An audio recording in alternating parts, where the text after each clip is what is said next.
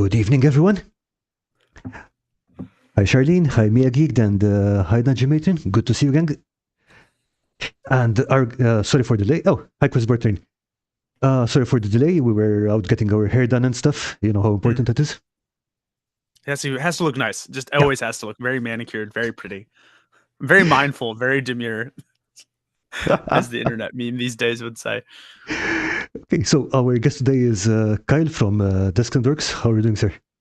I am doing. I'll be honest. It's been touch and go this week. I've been sick for most of it. We had some wonderful tech issues, both with my laptop at first, with like our recording software and recording setup, and then with Zoom itself, which was super fun. But we move forward. So other than that, everything's been going really well. Kickstarter is fully funded, which is great. Fully funded with 15 days left is a pretty good feeling. it's a pretty good feeling to have. As a game designer, as the dude running the company, people seem to be liking the new videos, the new content. I get to meet you for the first time, which is cool. Obviously, we've quote unquote met in the YouTube comment section and in emails and such. But this is I'll be honest. All in all, it's a good day. It's more positives than negatives, I would say. Good to hear that. So we will be talking about the Kickstarter later because F Year Within sounds awesome. I've watched that video that you had put out about the interactions between the players. We'll get to that. Okay. But first, how about you tell us a bit about yourself? Because I know that you've mentioned in your videos that you're a trained medievalist, but and then that you went into game design. But that's about all I know about you. So sure. So I will give you all. I'll give you all the. I guess the very brief primer. So I'm Kyle. I run Desks and Dorks. We're an indie publishing house for basically story-based and character-focused role-playing games. I sort of tripped and fell into this career by accident, which having talked to and having friends in the industry who have much more successful companies than I do, that does seem to be the general theme of things. This is like you make one game and it does pretty well, and then you're like, hey, I kind of like this. I was trained, so I got a double major with English and history from Mount St. Mary's University. My mentor in the history department was a Fulbright scholar by the name of Dr. Greg Murray. His specialty was in the Italian Renaissance. It just turned out that he was a total dork, and I was a total dork. And at one point, so he found out that I played professional Magic, which I don't play Magic anymore, but that was how I got my first game design job. And he's like, hey, I know games, or he's like, hey, I know history and you know games, and you like history and I like games. Would you like to design a history and games course? Okay, so hang on a second. So yeah, sorry. When you say professional Magic, do you mean like Magic the Gathering? Yes, Magic the Gathering. There's yes. a professional Magic the Gathering scene? In college, I was what we would refer to as a tournament grinder. And so what I would do is I would go to Grand Prix and big events, and I would try to qualify for the Pro Tour. I never qualified for the Pro Tour. But I was a staff writer for a bunch of different Magic the Gathering websites. And so people kind of knew there was this guy who did game stuff, and I was already a history major. I'm going to blame Rome Total War and my love of The Hobbit for that choice in my career. I was obsessed with the History Channel as a kid before it became basically just all modern marvels and aliens built the pyramids, which is just infuriating.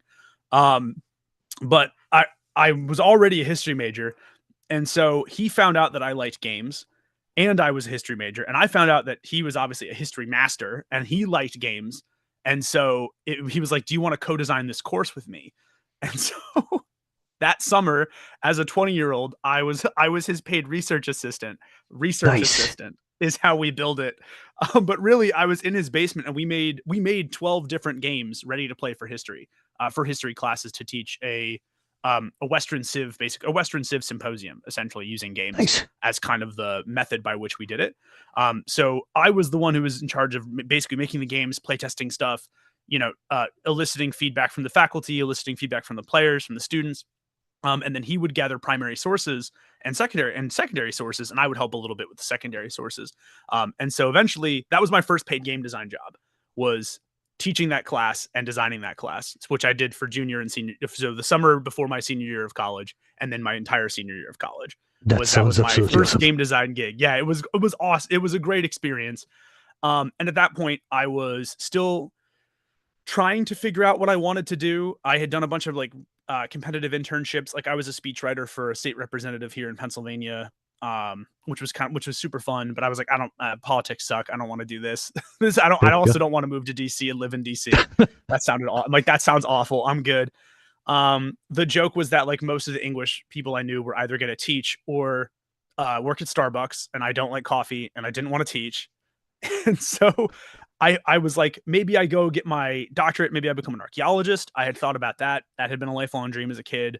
I was like, maybe I do teach, but then I just do it as a adjunct faculty member while trying to write the next great American novel. Uh, which, maybe a couple of my friends who are fellows peers from the history program that I graduated with, they've gone on to become museum curators. I'd considered that career path for a little bit too. But I fell in love with games at that course. And then from that point on, I was like, cool, I'm just going to do whatever it takes to make that work. And that's basically kind of how it happened. And then from there, there's more to the story, obviously, but that's kind of how I got started, at least in terms of like my medievalist education. So I never became a medievalist fully.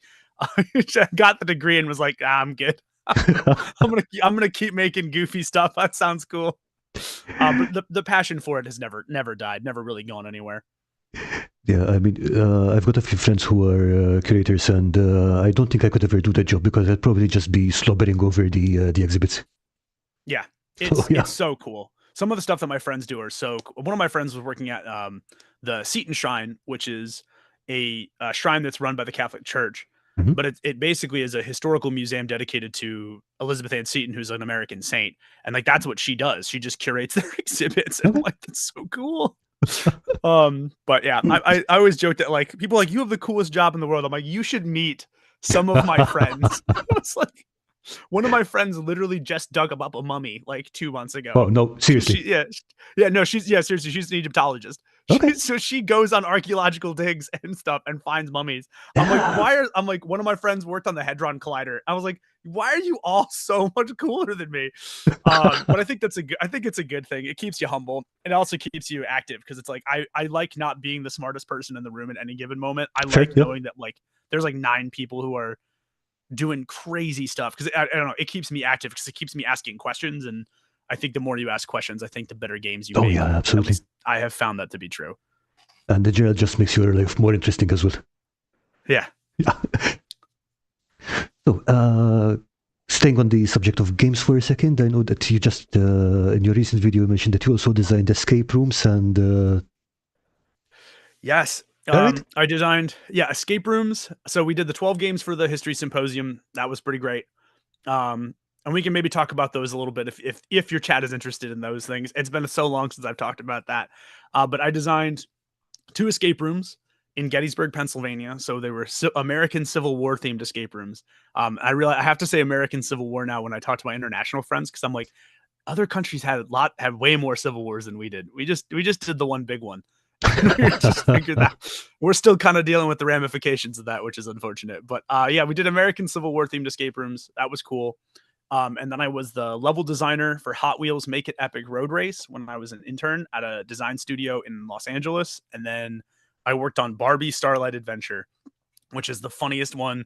And I tell people that and they're like, you worked on Barbie Starlight Adventure. And I'm like, you betcha. Like, if you liked the dance music minigames, guess who coded and timed all of those? I'd come in my like Slayer t-shirt. My beard was like down to here, wearing ripped jeans because it's LA. Nobody cares what you wear to work. And I'm just, what are you working on today, Kyle? Barbie Starlight Adventure. Just put my headphones on. It's like Barbie and Skrillex mashups. Like colored orbs are flying across. I was like, what is this job? Okay. But it was awesome. I loved it, man. I liked, because again, I just wanted to make games. I didn't care how I got to do it. As long as A, I got a paycheck, and B, I got to make stuff. I didn't care how it happened. Reasonable. So I was very fortunate. I got to try a lot of different stuff before I eventually landed on role-playing game design. So how did you land on role-playing game design?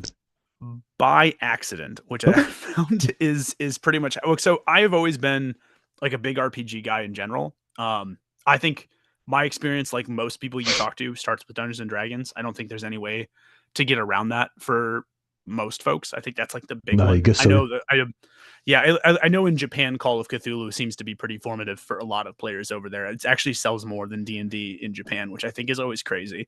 Yeah, the thing in Japan is that D&D got there pretty late, but they had already started making their own knockoffs, a kind of fantasy RPGs, which are Yes. based on Dungeons and Dragons, but still they kind of took over that corner of the market. Yes.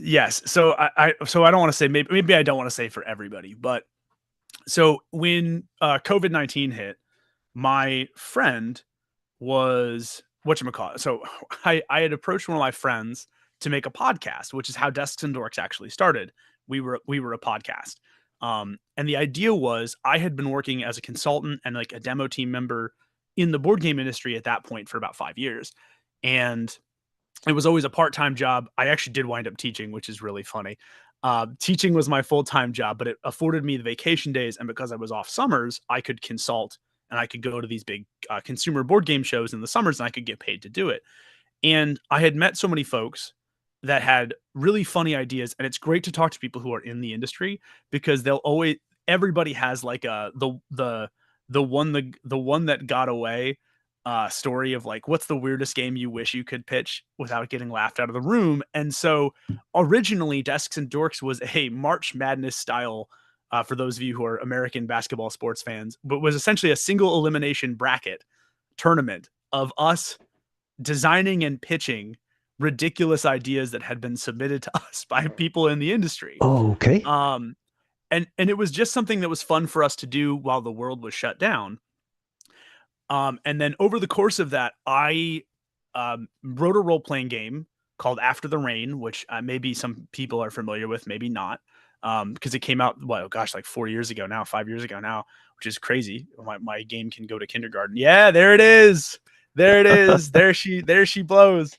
Oh, it's my goat.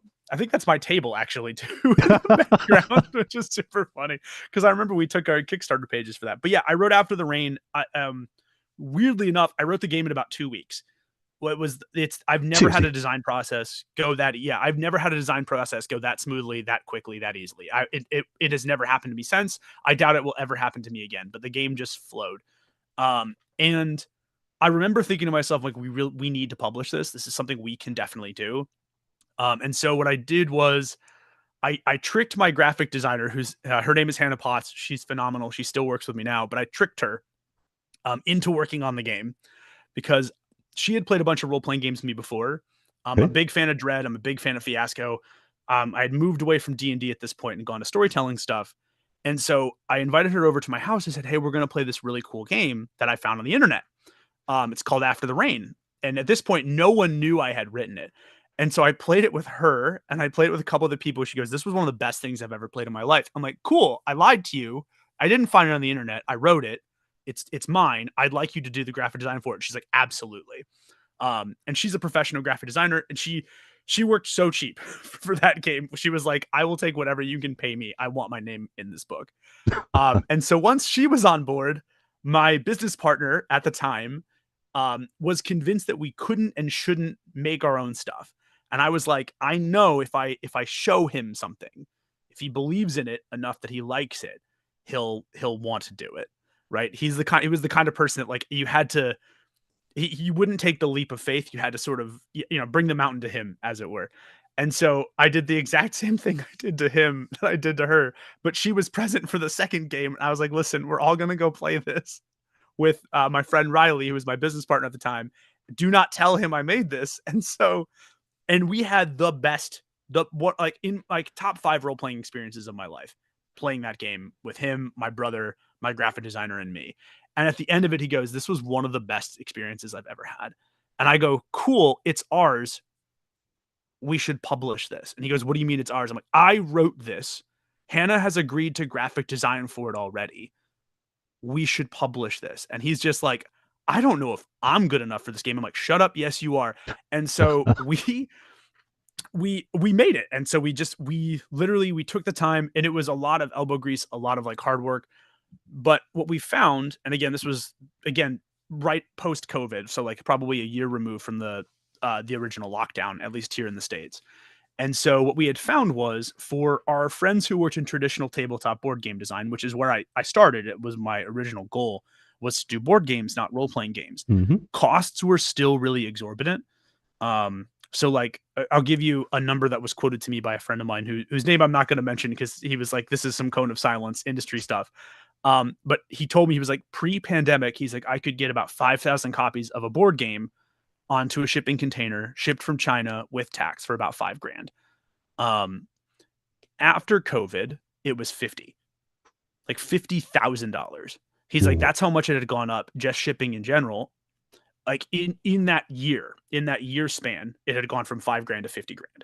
So there was no way we were ever going to be able to do it. But what we found was that there were services here in the States that would do print on demand.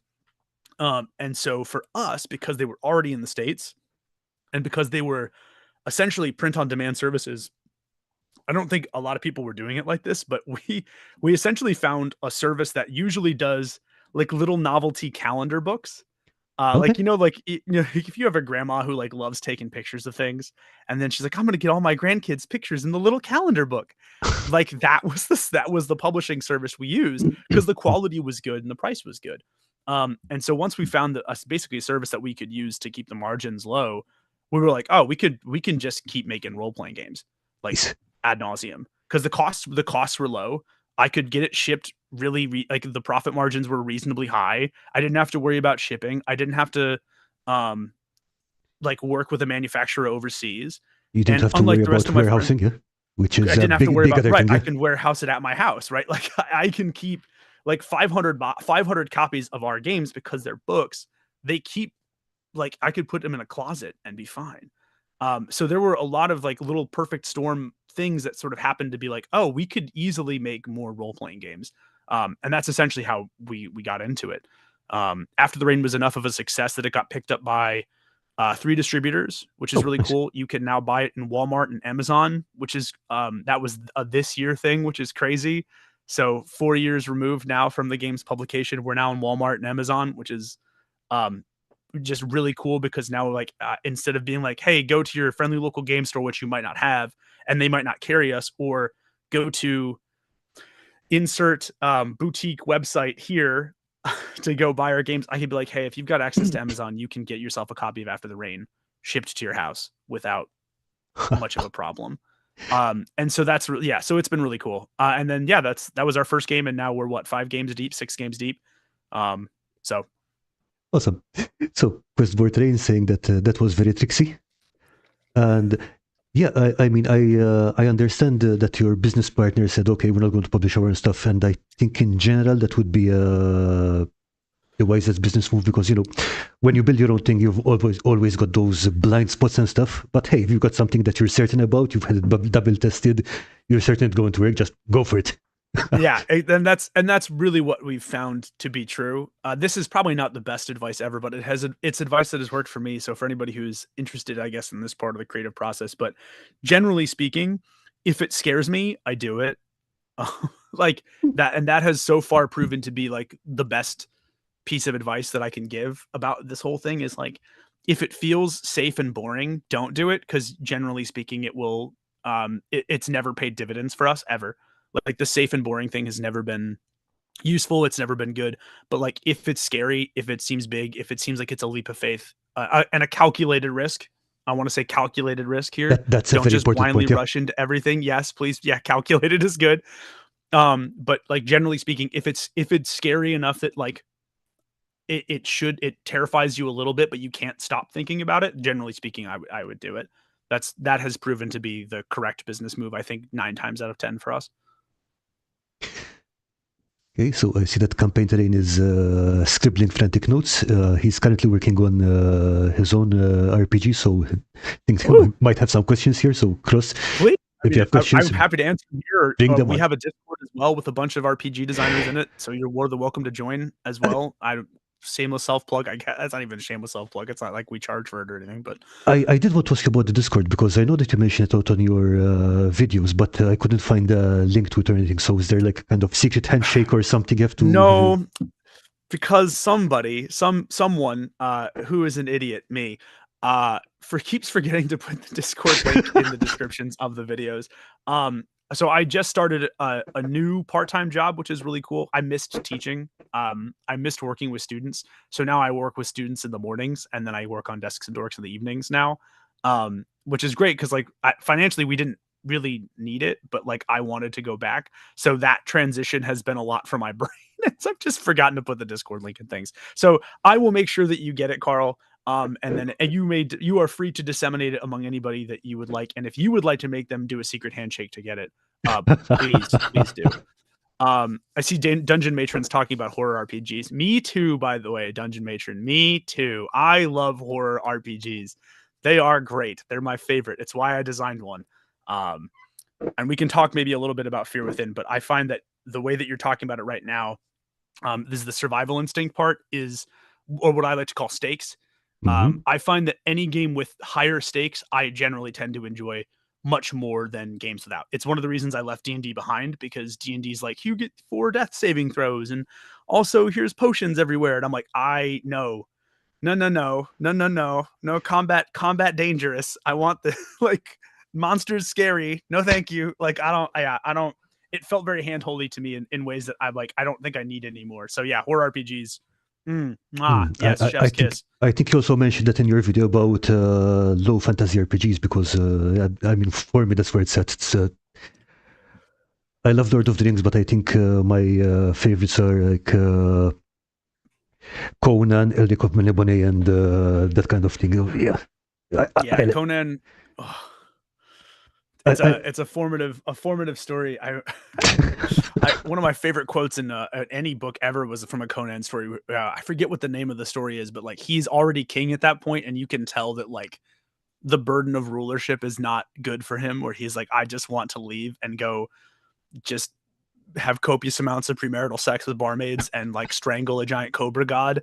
But like, so they make a coup against him because he is like Conan's like, the cool part about Conan is a great warrior, an amazing battlefield commander, a terrific adventurer, and am I allowed to swear on this? I mean, I should probably ask actually. And he's a dog shit king. He is so bad at ruling. Like across all of the stories, he's fucking awful at it because he just doesn't care. And so they make a coup, and he's like half naked. He's got like half a bedpost in his hand, and he's just ready to fight them all. And like, there's a glimmer of like old Conan is back. I think it's the Phoenix on the Sword. I think you are right. I think it is the Phoenix on the Sword. But at one point, he just goes, "Come at me, dogs! I was a man before I was a king." Yeah, and I'm that's like, oh, that's so good. I was a man before I was a king is such a good line. It's such a good line. Oh, it's such a good line. But yeah, I sorry, Dungeon Matron, I know I'm yapping, but yes, 100% horror RPGs. That is some of my bread and butter. I mean, I can maybe I think I have it here somewhere. Here it is. This is You Have Always Lived in the Lighthouse, which is our 2-player horror RPG that just came out this past year. And I'm trying to figure out a way that it doesn't blur. Whoop, there it is. And that was one of the things that we wanted to bake into it, was like, how do you bake that impact when there's not a GM and the horror to the other player is you? What does that look like? How do you respond to that? And people have seemed to resonate with that theme in general of like, yeah, the threat to sanity is terrifying. Although I will say on that topic, I don't like gamifying sanity quite as much.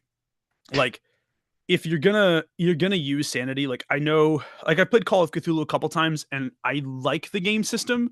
I don't love how it treats sanity quite as much, because it feels like it's just a second hit point gauge in a lot of ways to me. I would much prefer sanity being like a role-playing game, or a role-playing thing that you the character, or you the player, are forced to sort of do and interact with. We did that with After the Rain a little bit, because After the Rain, you wipe away memories. So like, if there were things that were really core to your character, or like really important to like their being, or like central to their identity, those get wiped out slowly over the course of a game, and it's your responsibility to roleplay what that looks like for your character. And sometimes that's good, sometimes that's bad. I much prefer putting the onus on the players rather than trying to gamify it as part of a mechanic, if that makes sense. So, to be honest, I think that sounds a lot more horrifying than okay, big monsters from out of time, horrifying. Having Yes. something that wipes away your memory slowly is like even more horrifying to me. It's like, oh yeah. Yeah, no, I agree. Like I think I love yeah, I love the idea of like personal horror. Like I think that's one of the things that like I've really delved into is like what is scarier, Saw or Psycho? And like Hmm. to use, American horror movie parlance. And for me the answer is always Psycho because it's the tension, it's the buildup, it's the intimacy of the horror, right? Yeah, Like one of the yeah. reasons I think that movie was so good, and it's something I've kind of internalized as a creator, um, is the intimacy of Marion Crane's death in the shower is so impactful because like what is more intimate than being like in your bathroom, totally naked, the shower curtains closed, like it the like if I have argued this before with some people, but I'm like, if she had been killed anywhere else, I don't think that scene has quite as much impact as it does.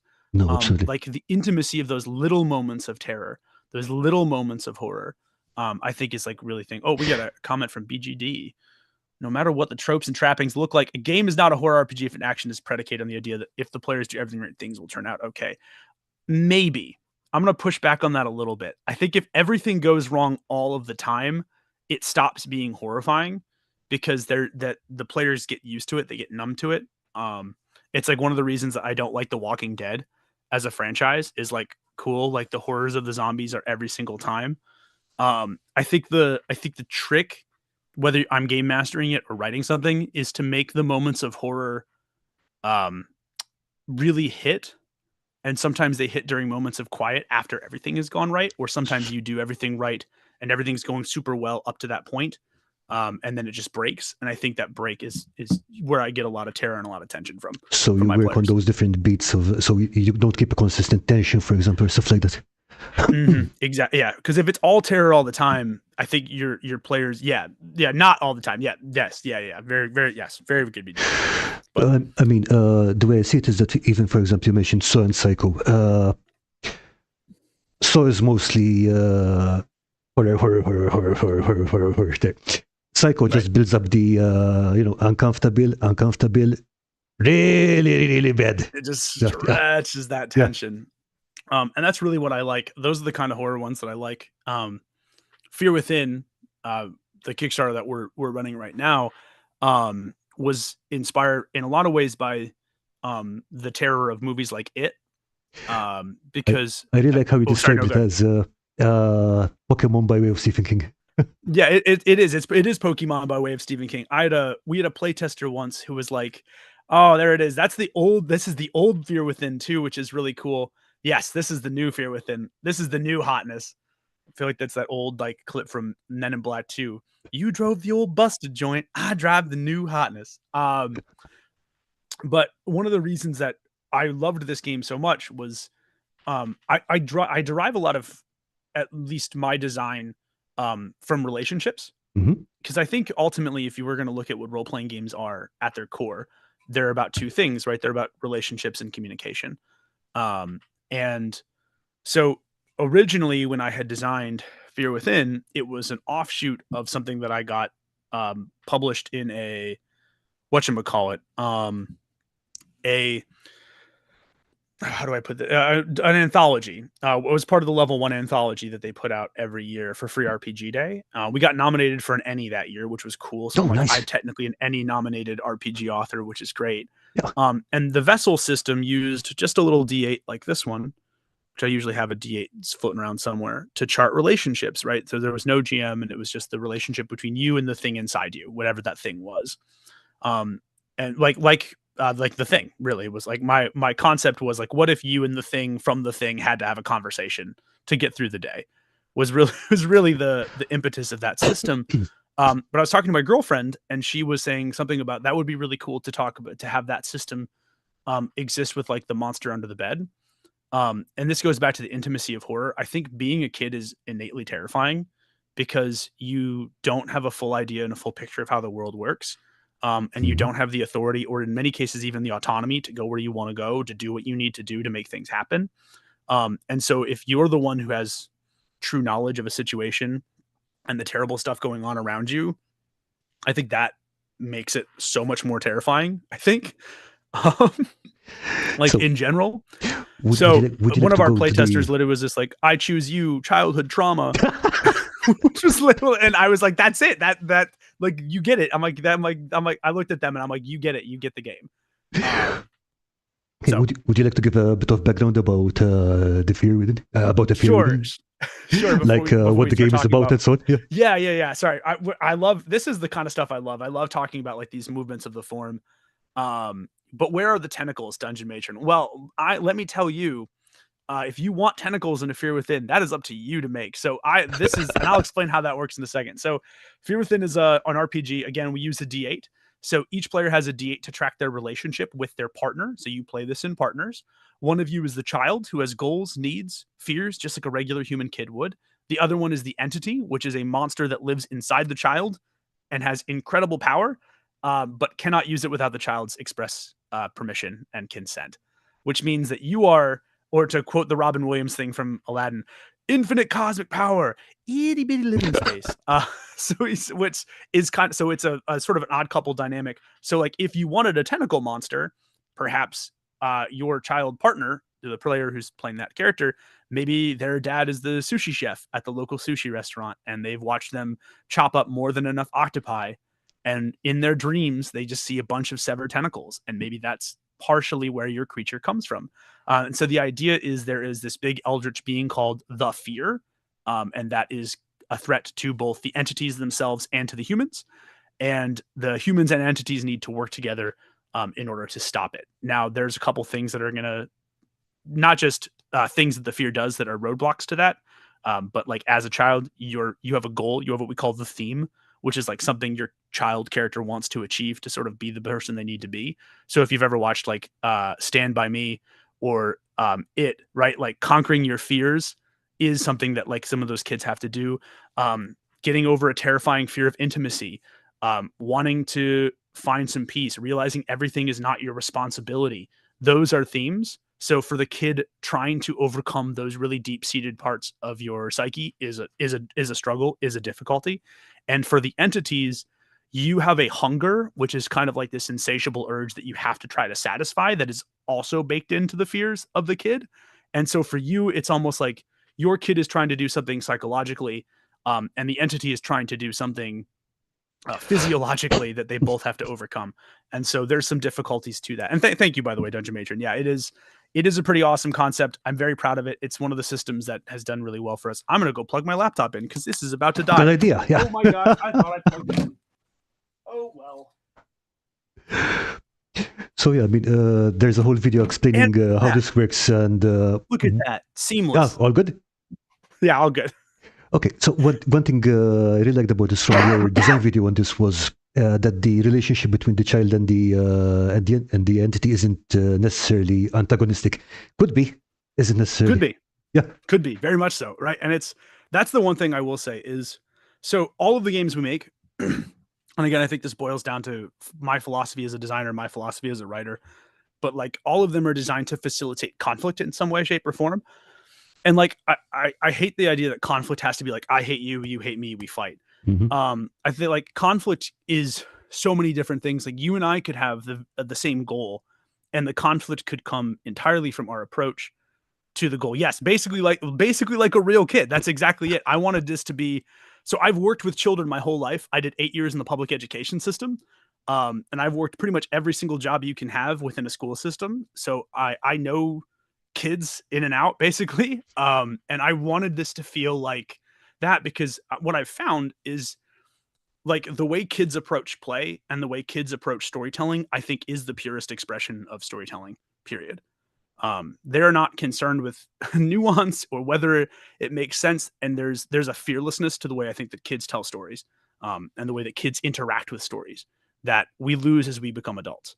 And so, yeah, I really wanted this to feel like kids. And again, this goes back to what we were talking about, Karl, the intimacy of horror. Mm-hmm. When you are in that environment, like imagine being a kid and having all of those struggles, and there is literally a real monster inside of you. Like not a fake monster. This is not a metaphor. Yeah. Like, mom, like, there's a ghost shark that lives in me. Like, what am I supposed who the hell to is do going to with believe that?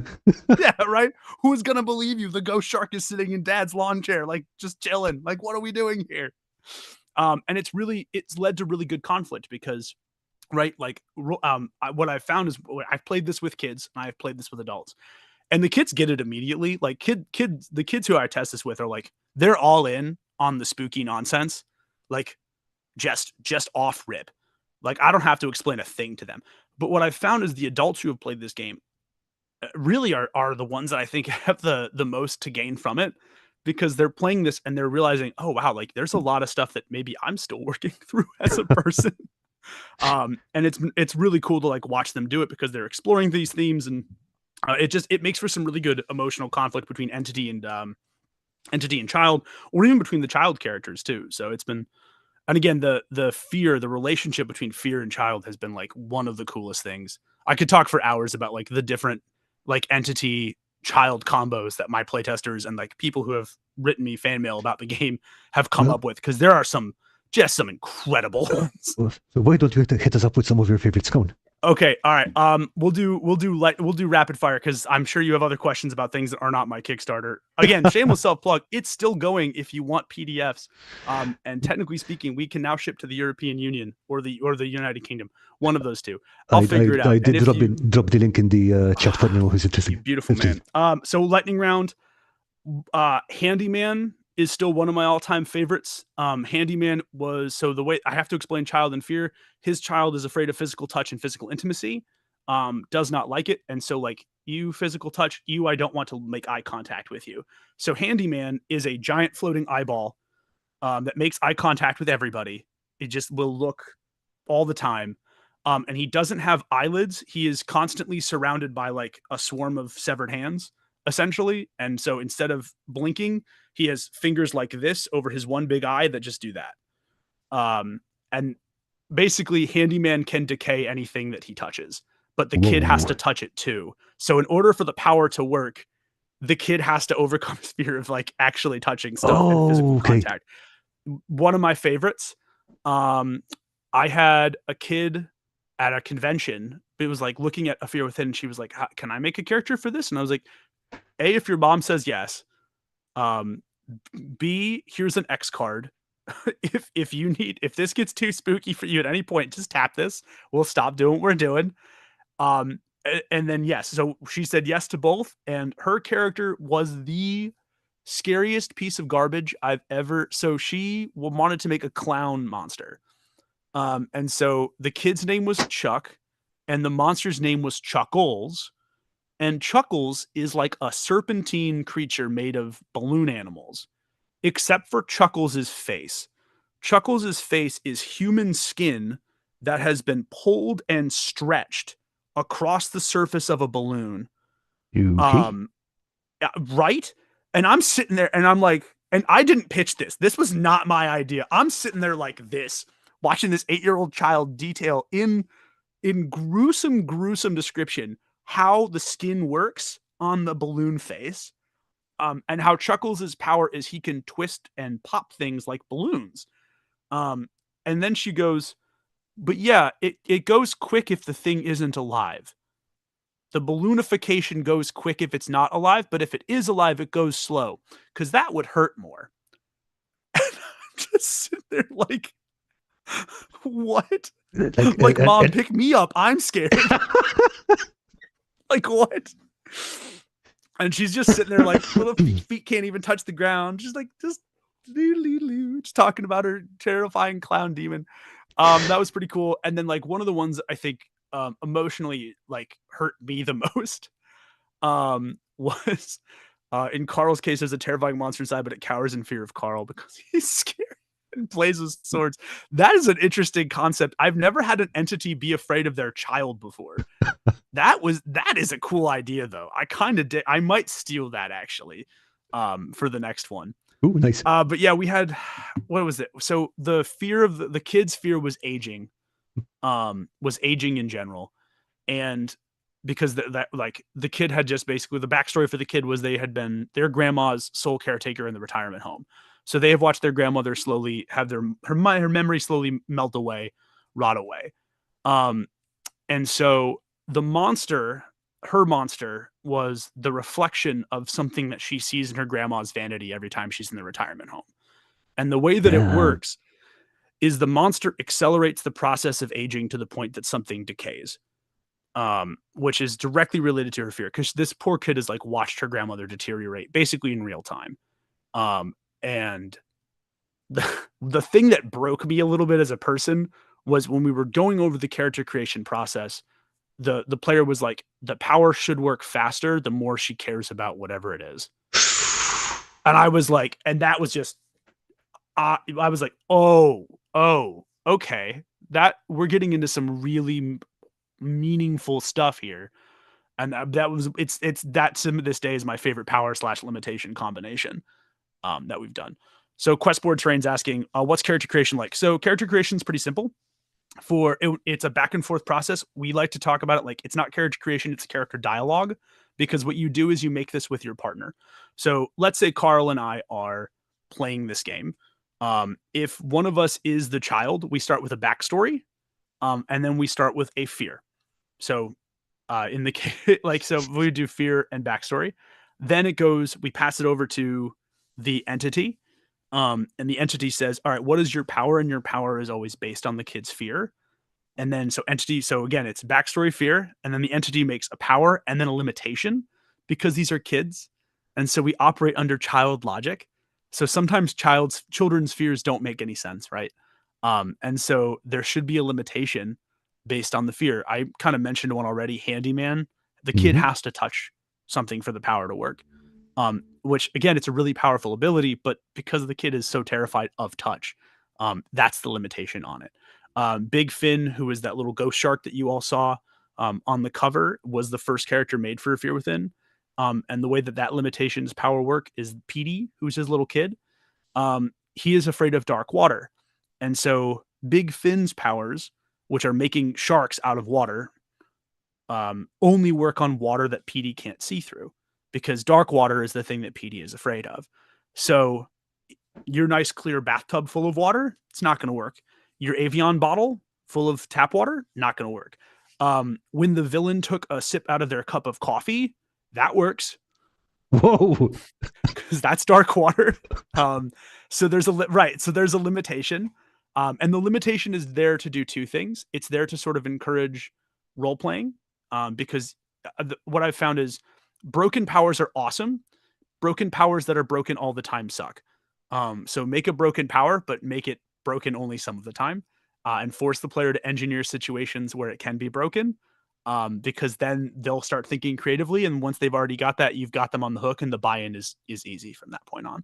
Nice. And the other thing it does is it gets you thinking about the organic relationship already, whether you realize it or not, between your character and the monster.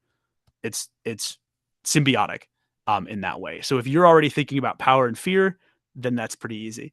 Then we pass it back to the kid. Kid has what we call a theme. This is something that should not be achievable within like 20 minutes. This is something that you hopefully want to achieve by the end of the session, that the character wants to achieve. It's a spiritual goal, an emotional goal, a mental goal, right? Realizing that not everything is your responsibility is a great theme. From all my older siblings out there in the world. What? Right? That's a good goal. Being willing to let people into your life is a theme for a kid. Understanding that the accident wasn't your fault is a theme for a kid, right? Those are themes. And then we pass it immediately back to our good pal, the entity. The entity says, what's my hunger? And usually it's related to the child's theme. So like if the child has to realize that change is okay, that I need to change to grow, maybe the entity's hunger is they want to keep the child stagnant and keep them in one place. That's the one thing they want. And from that point, character creation is over. All that is left to do is you take this D8 based on the discussion that you had with your partner, you set the relationship die, and you do this in secret because like in real life, you don't really know how people feel about you. And so the higher the value of the dice, the more your character likes their character. So it's entirely possible that like if you and your monster are codependent to the point that you're inseparable, maybe that value starts high. And as the game progresses, you realize maybe that's not healthy. Maybe that value starts to degrade. But the value is secret to your partner and to everybody else at the table, except your game master. Your game master is the one that keeps track of that. And there's a reason for that rule as well. But that is a brief 5-minute primer on character creation. So I really like the whole concept. I mean, the only game I recall we had this kind of paired characters was White Wolf's raid, but the mechanic there was a bit different because every player had another player who was his specter, and the relationship there is always the specter wants to destroy the raid. Very different in there. So this sounds like it has so much more potential. I'm glad, and again, I am super biased. I'm not going to be like, yes, this sucked the entire time, because obviously I want to sell my game, but like I also wouldn't have put it out if I hadn't seen the potential it is a brilliant bear out concept. in real time. So Dungeon Mate is saying yeah, a Brussels sprout monster would be truly terrifying. Yeah, I mean, maybe, right? Like, if you're a kid who's really afraid of vegetables, that is entirely possible and plausible that is a really scary thing for you. Like, I mean, here's the thing: I have seen characters take, like, playtesters take things that I was like, "That's ridiculous. Why would you ever be afraid of that?" And make it into like the most horrific thing in the world. Like, if your Brussels sprout monster can grow things instantly, imagine like doing the classic childhood fear. Like, I don't know, maybe this is not a universal experience, but like here in America, there was always like the watermelon fear of like if you eat the watermelon seeds, the watermelon will grow in your stomach. Yeah, but imagine actually making that happen in game. Like imagine chucking the seeds into somebody and then making the Brussels sprout monster do it, and they just like poison ivy them from the inside out. Like I mean, there's some ways you could play around with that. I'm just saying, it sounds like some cool. I don't know. This is the thing. It's like I love it when people like take this ridiculous character and then makes it really awesome to play. Like I don't know, those seem to be the ones that I like the best. Yeah, it looks like you really have to think like a child to get the most out of it, which is pretty good. Yeah, which again, that was by intention too, right? Like that was like we wanted people to like surrender the idea of control a little bit and be like open to the story and open to the relationship with another person and what that relationship means for the story, for the narrative. So relationships, communication, baby. It's what it's all about. So, Questbortrain has a question about the X card, but I'd like to hang on to that for a second because there's more I'd like to ask you about safety tools, because I know you've got a pretty good approach to them. But first, I do have to ask you a question: like, how did this glorious thing come about? Banana bread. Oh my gosh. Okay, so I love this because like you're asking questions and like I'm being forced to recall it, but like 90% of what I make, I feel like comes out of necessity. Okay. So there is a very, very clear story for this. So it is a couple years ago. We had just published After the Rain, and we had been rolling around. We had just published After the Rain. We had just filed our paperwork to become an official business. We were no longer just a podcast. We were now Desks and Dorks LLC. And so we wanted to go to a convention, not a big one, because we didn't have the funds for a big one, but there was a local convention in New York, Pennsylvania. I'm going to give them a shout out. Save Against Fear is the name of the convention, and it's a games and mental health convention. Games and mental, which it's run by a bunch of therapists, which is awesome. Like that's the kind of stuff that like I like thinking about in my games anyway. And so we were super excited to go. I realized really quickly, however, it was probably going to suck for us. Because here's the thing. I don't know if any of you have ever been to a convention or not, but like usually what gets people's attention at a convention is bright colors and tons of art and great table presence. I sell books. And After the Rain is black and teal, which is very striking on a bookshelf. But if you're competing with a bunch of like handmade giant crochet dinosaurs and like really shiny dice and all this other stuff, that's going to be a problem. And I was like, we need to make something that is going to be eye-catching for people and exciting for them to watch. And so I had a week basically to get this done. And so what I came up with was Becoming Banana Bread, which was a game that involved 3 things that I knew would get people to come over to the booth, and then by extension, essentially lure other people back to the booth to talk to us about our games. So one, it's an RPG that you can play with up to, I have tested this with up to 20 people. Whoa, okay. 20 people, and it plays in 10 to 20 minutes. Okay? All right. So it's quick. We could get them a great game in and out the door. And the way that it works is your GM is God. They're a god of the kitchen. You have a dice pool of D6, And every turn you are praying to your GM and they give you dice. And you roll the dice and then you stack them into a single column dice tower. So I knew visually we didn't have the money to cobble together something that looked really nice, but I was like, if we can convince people to come over and make big, long, tall dice towers, that's going to get people who are walking by going, what the hell is happening over there? At the end of the game, which is when you're out of dice in the dice pool, everybody chants bread really loudly. Your GM knocks the tower over, and that resulting roll is what determines if you, the sentient bananas, go on to become banana bread or not, or if you rot in the back of the pantry for all eternity. So we had made this to make noise, to look interesting, to involve the crowd, and to basically make it so people were more inclined to come over and talk to us because we didn't have a banner. Our sign was like a 2x6. This is our first convention we'd ever been to. And I was like, I need to make something that is going to get people to come talk to us. Otherwise, this is going to be a miserable weekend. Please tell me there's footage of this, because this sounds hilarious. Oh my God. This game, I have sold more of this game by volume than any other game that I've made, period. Full stop.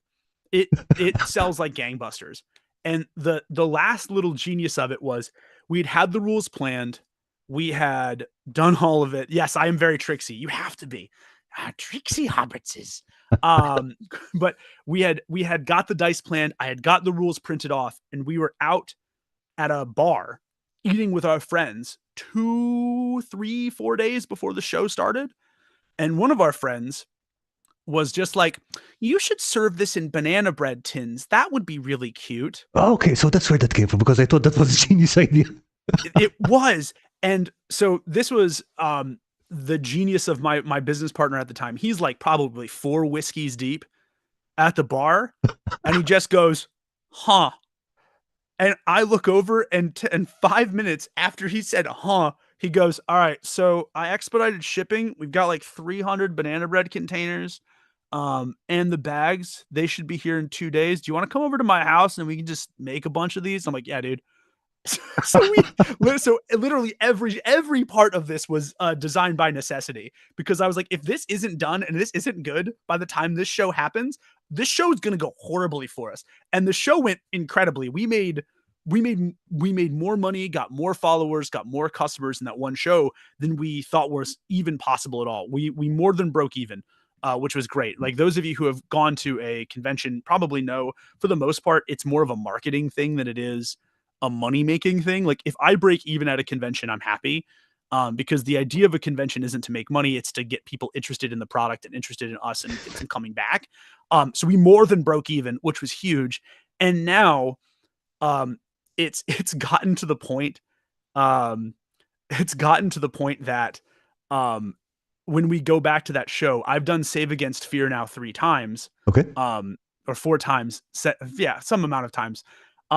People who have been to the show, because the show has gone on for so long, people at the show will see me, and I don't know who they are, and they'll just go, bread, bread, bread, bread, bread. Just like, yeah, bread. Like we're like a cryptid now. Like, we're like the local legend. Like, people will work for the show and they won't have met me. They'll be like in operations or something. Like, I ran into another one at a show, and they're like, oh, hey, how are you? I'm Tim. I work for the Badana group that does Save Against Fear. I'm like, oh, I'm Kyle. I run Desks and Dorks. And he goes, oh, I'm not familiar with Desks and Dorks. And I just kind of go, yes, you are. And I go, bread, bread, bread. He goes, you're the bread guy. I'm like, I'm the bread guy. Yeah, I'm the bread guy. That's me. Hi, how you doing? Yes, they were very much a keeper. Unfortunately, my business partner no longer works with us, Campaign Terrain. I actually bought him out last year and a half ago, 2 years. We're still cool. We're still friends. He had a lot of family stuff that came up really quick, probably right after the show that we debuted Banana Bread at. It was kind of a when it rains it pours situation. And so he had a lot of family stuff come up really quick, and was like, he just couldn't keep up with his real full-time job, his family, which at the time really, really did need him, and the Desks and Dorks stuff. And so a lot of stuff for Desks and Dorks just kind of kept getting dropped. He was awesome, by the way. I will never speak badly of Riley. Riley was the GOAT. But it was like, it was very clear. He was like, I need to step down. I need to step away from this. But like I always give him these shout outs because he's an important part of the story. Oh So yeah, even if absolutely. he's not, even if he's not technically in Desks and Dorks anymore, like him being there was such a formative part of like this process. So yeah, he's awesome. He's still the GOAT. Um, it's so funny because like he works a totally different schedule than I work. So like I haven't even talked to him in like 6-7 months probably. But like he's still doing well. Last I heard he's managing a weed dispensary now, which is like the funniest thing in the world to go from helping run a game design company to a weed dispensary. But I mean that's kind of how life works. But yeah, Yeah, no, it does. he Yeah. was awesome. Yeah, he was awesome. And him that was it. I will say this is the one thing, if you're ever interested in running a Kickstarter or a campaign or making your own company, anything like that, I don't know how interested in the business side of this chat is. I will say having somebody who is so good at the operations side of things really does make or break a lot of things, like for a business or for a game or for an indie studio like ours. Um, because I've had to get good at the operations side of things, which is like it's so funny. I joke that I don't even play my own games anymore at this point. Like, I'm like if I get to play my own game twice, it's like in a year, it's a miracle. So yeah, it's that having somebody with a good operations head like that is like it's so critical. I talked to so many new designers who are like starting out and like they're like really passionate. They've got a cool idea, but they have no idea what logistics looks like. Yeah, at And the end they've of the never day, considered their margins. an independent business is still a business at the end of the day, so you have to cover Yeah, that. right. And to that point too, Karl, one of the things that I love was somebody's like, "Oh, you do the like." There's always that argument, of, "Oh, you're just doing it for the money." And I listened to a writer go, "Yeah, I do it for the money." He's like, "Because if I don't do it for the money, I don't get to write anymore." And I loved this quote, but he was like, "There's no virtue in being a starving artist." Yep. And I was like, "Oh," and I'd never heard it phrased like that before. He's like, "Why are you getting on me for making a paycheck? You're trying to do the same thing. No, I'm not going to starve. Screw you. You want to starve? Go starve." He's like, "I have a business to run." I'm like, and I never heard somebody, an artist, quote unquote, put it like that, which is part of the reason I don't consider myself an artist. I mean, what I make, I think, is art. But I loved that mindset of like, he's like, "I do this because I love it, but if I don't make money, I don't get to do what I love anymore. So kick rocks." It was like it No, was very blunt, but I was like, I loved that approach. I think is really smart. It just in general, I think that's a good mindset to have. it's not just smart, because let's say, I don't know, someone who makes something you really love, right? Mhm. Just thinking in the third person now, someone who makes something you really love. If they're not getting paid to do that thing, they're just going to have to do other things to survive. So there's less of the thing you love. Right. So yeah. Exactly. Yes. Again, not we talk about this a lot in the States, but I have a lot of friends who are like the minimum wage shouldn't be raised here in the US. Like, why does a burger flipper at McDonald's deserve X amount an hour? And I was like, you go to McDonald's. You cannot demand a good or a service and then tell them they don't deserve to be paid for the good or service that you are demanding. That's not how capitalism works. It's like, guys, but you're right. Like, there's less of it if you don't pay those people. Um, and so that's the thing. And again, this is like that. I mean, that just goes back to the business side of it. I think there are some people who really have a good heart and who want to do it for the love of the art and love of the game, and they're not willing to take the money. And my response to them is always, I'm like, please charge more. I'll pay you more right now if you would like to like raise this by $10. I'll pay you the 10 extra bucks. I was like, but I like what you make. Please continue to make it.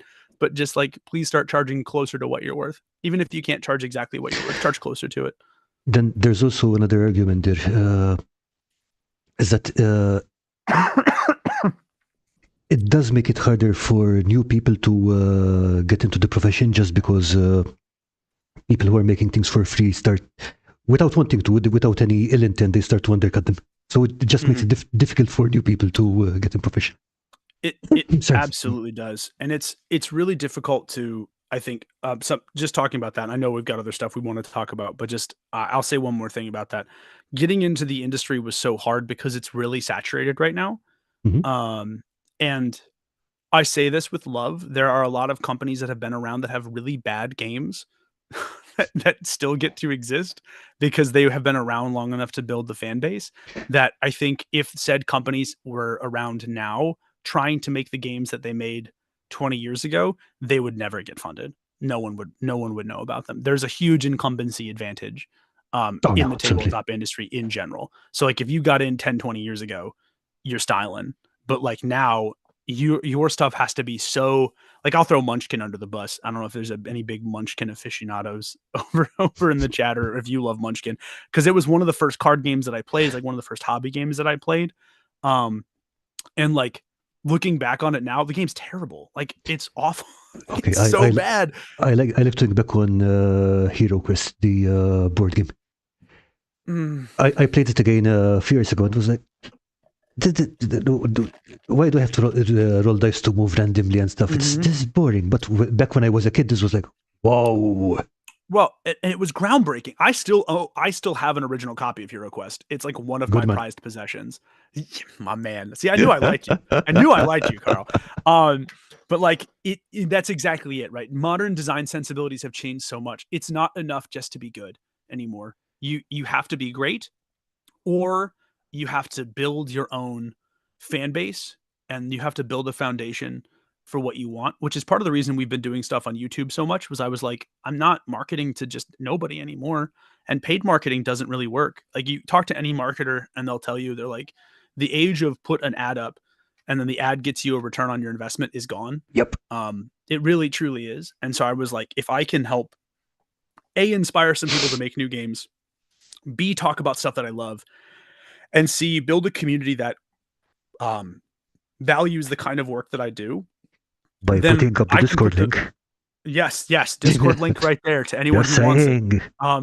But like, and I'm not gonna hide the fact. I'm like, yeah, I built this because like I want to sell games to people. Like people know that. I'm not. Again, goes back to like pay me because I want to get paid for the work that I do. But like, you have to build that community. It's not enough to make something good anymore. And it hasn't been for a while now. So that's my 2 cents, my advice that I wish I had known 10 years ago when I was starting this out, because I could have been doing things differently. But yeah, I could talk about the business side of things all day, which is so funny as somebody who started from the creative side of it. But like the business side of it is so fascinating to me now in ways that I didn't think would ever be so compelling. Sounds like you need to be talking to a marketing audience more than listeners who are students of the hobby and game design. Clearly, you've got your protocol dialed in. Yeah, well, I think here's the thing though. I think if you are a student of hobby and game design, and I consider myself a game designer and a writer first and foremost, I think you have to sort of encompass all of those things anymore. That's what I'm saying. It's not good enough to be a great designer anymore. It really isn't. Like, and part of what makes a successful game too, I think, Banana Bread is a great example. Banana Bread is a game and it's also a marketing device. And part of what makes it interesting as a game is the thing that makes it useful as a marketing device. I had the pleasure to talk to a guy named David Droga, who is an Australian marketing exec. He was the one who did the Michael Phelps ads for Under Armour forever ago. And or if you ever seen the Android commercial that rock, paper, and scissors all get together and they become friends. It's a really cute little story. But one of the things that I loved about what he talked about, and he's Australian, so he's like, he said the word cunt like 13 seconds into an academic presentation, and it was hilarious. He's like, shit, I'm sorry. I'm sorry. God damn it. Can we turn the camera off? I'm just, fuck me. It's like, am I allowed to swear? Fuck it. I'm already here. Yeah, I'm swearing. Hey, you do a really good Australian accent. Oh, thank you. Thank you. But like, it was one of the things that he's mentioned that I loved. In between that tirade of him being like, fuck, I forgot I couldn't swear, was like, he said one of the most interesting things as a marketer was people are going to try to skip the content that you make. So you have to make a story that people don't want to skip. But if you're a storyteller, people are going to want to try to steal the story you make for nothing. So you have to make something that is worth paying for. So you're right. Yeah, the protocol is dialed in, but I think we've reached a part in the market and a part of like the industry now where you have to have both. And it's possible, I think, to make something that's compelling in one way, compelling in another one. I think there's some interesting design possibilities beyond me selling you banana bread tins full of dice. I think there's some interesting stuff.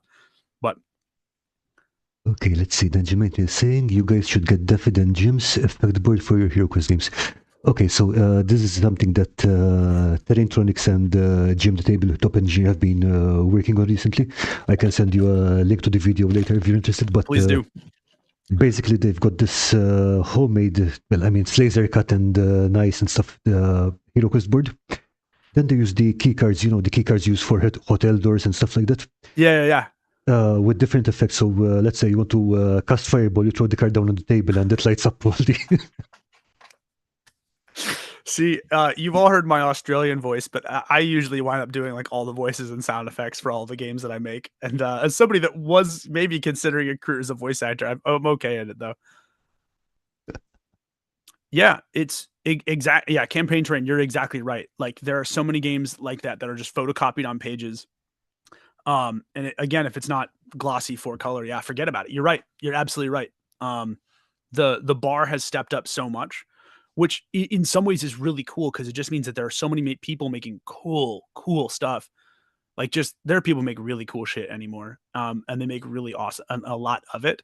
So I don't even want to say that a lot of it's bad anymore. A lot of it's really good, which again makes it harder because everything's really good right now. So yeah, but you're right. Our first games were like again, Banana Bread is an exercise in marketing because it is a photocopied page and a banana bread tin and dice and a vinyl sticker. And that's pretty much it. So you have to find ways to sell it. Granted, we kept the price point on that low. It's like $10 or something like that. So it's not like. Still, I mean, I think the quality of everything really went up recently because let's put it this way, the people who are still doing the black and white photocopy aesthetic are doing it as an aesthetic choice. Yes. For the old school things. Very much so. Very much so. Yep. Dungeon Crawl Classics, I think, is a good example of this. Yeah. Where I just bought because I had the quick start guide for a while. I got the quick start guide. I'm going to date myself here. The year they released the quick start guide at Gen Con because they were giving it away for free. Was my first ever Gen Con. It was like 2017, 2018, something like that. I want to say. And then I recently picked up because they made the black and white soft cover of the core rulebook for $10. So if you want, like, it's not pretty in hardcover, but I was like, dude, for $10, it's like, I'll play that. I'm like, shoot, that's less than I spend at Chipotle. Like, that's less than I spend on lunch. Yeah, absolutely, yeah, right. So there's a lot of dials you can twist and turn and knobs you can move, so stuff like that. But okay, so I just remembered something because I was going to go back to the saved tools question, but I just realized that you had this guy on your Facebook, but I couldn't find anything about this game on your site. So I know there's a story behind this. So March of the Mushwinds was a game jam game that we did at Save Against Fear, with two kids who were kids of some of the volunteers that worked there, and they basically came and hung out with us. And I said, if you guys each come up with one thing, I'll combine them, I'll make a game. And Reggie, my artist, was staying with me for the convention, and she brought her stuff. And one kid drew a mushroom and one kid drew a penguin. And so we made a Mushwin. That's Mushwin. Mushwin was a Kickstarter that funded last year. We are very behind on it, which sorry to everyone who's watching this that is a Mushwin's backer. I have not forgotten about you guys, I promise. But it's a rules light tabletop role-playing game for kids that we successfully funded and still not delivered yet because keeps finding like core things that are. We tested it and then we tested it some more, and there were some core issues with the system that didn't get found out until much later in the design process, which partially is on me and partially is on the fact that my playtesters, I think, misunderstood some of the rules, which again, might be a me thing. I don't think it was this time around. But I love the game. The game's great, but essentially it's like Mushwins are like little creatures. Essentially, they're just making a pilgrimage in this giant cavern to the Sunstone. So kind of like how real penguins make their annual march. But they're so forgetful that they're literally able to rewrite reality because they're just full of magic and so prone to forgetting things. And so it's really more of an exercise in like teaching kids on how to do role-playing stuff. But to that point, I'm always a big fan of like a game. If you keep delaying the game, it's going to be, it might eventually be good. If I put it out now, it won't be, which is So it's like and now thankfully my backers have been very patient. They're very awesome. Shout out to all the backers that might eventually watch this. Thank you guys. You guys are great. But like it was one of those things where it's like I have to make the judgment call of do we release the game in the state that it's in now so people get it around the time that they want it, or do we just keep working and making it something so that when people eventually get it, it will be the thing that they want it to be. Which is a tough judgment call. It was again that lot of important lessons I learned from ostensibly a silly, funny kids game, which is good. And 10 Candles is spectacular, by the way, Dungeon Matron. Yeah, 10 Candles is great. Although the times that I have seen, because I still haven't played 10 Candles. Is my game master confession for you. But in the times that I've watched people play 10 Candles, it's been interesting because like a lot of times they sacrifice themselves a ton.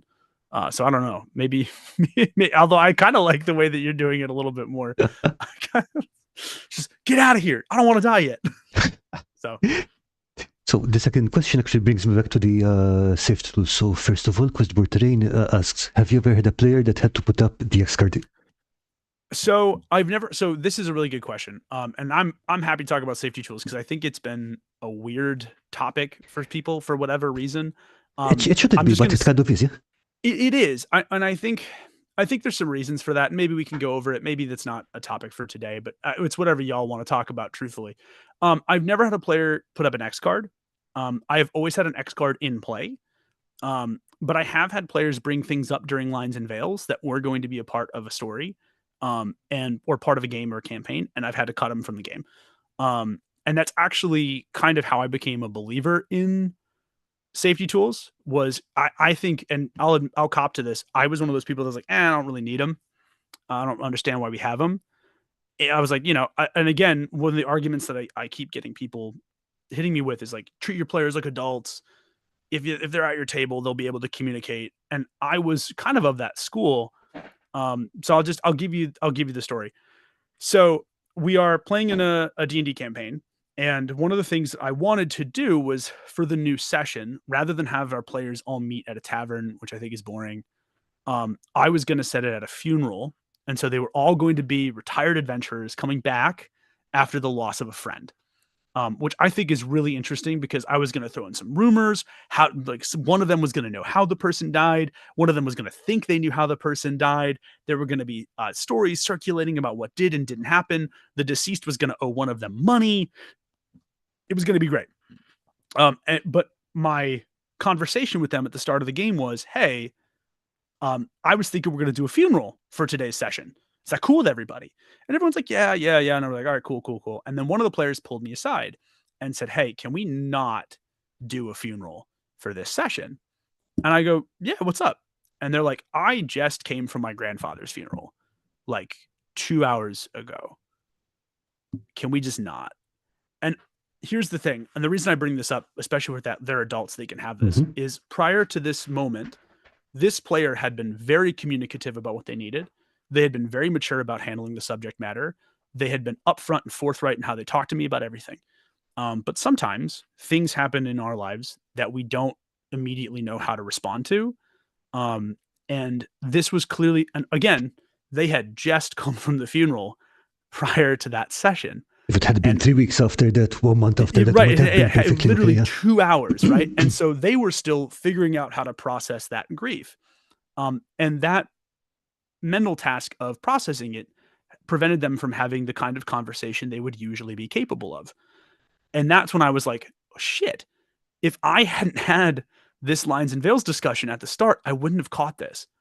And I was like, and I don't think that makes me a bad GM, but I do think it pointed out a weakness in my game.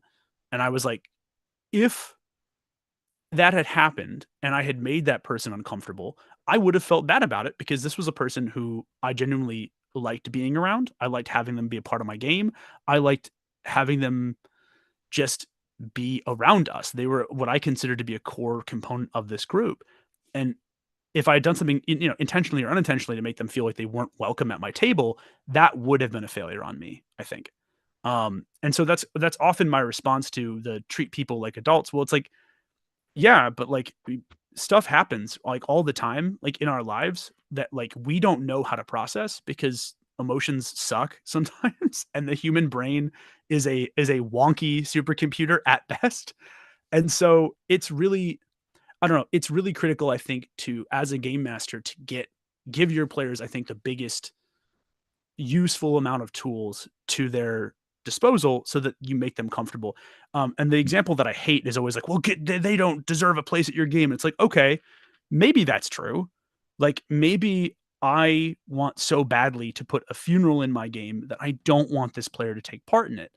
Um, but then I think it boils down to something that you can't really argue with people, which is what are your priorities as a game master?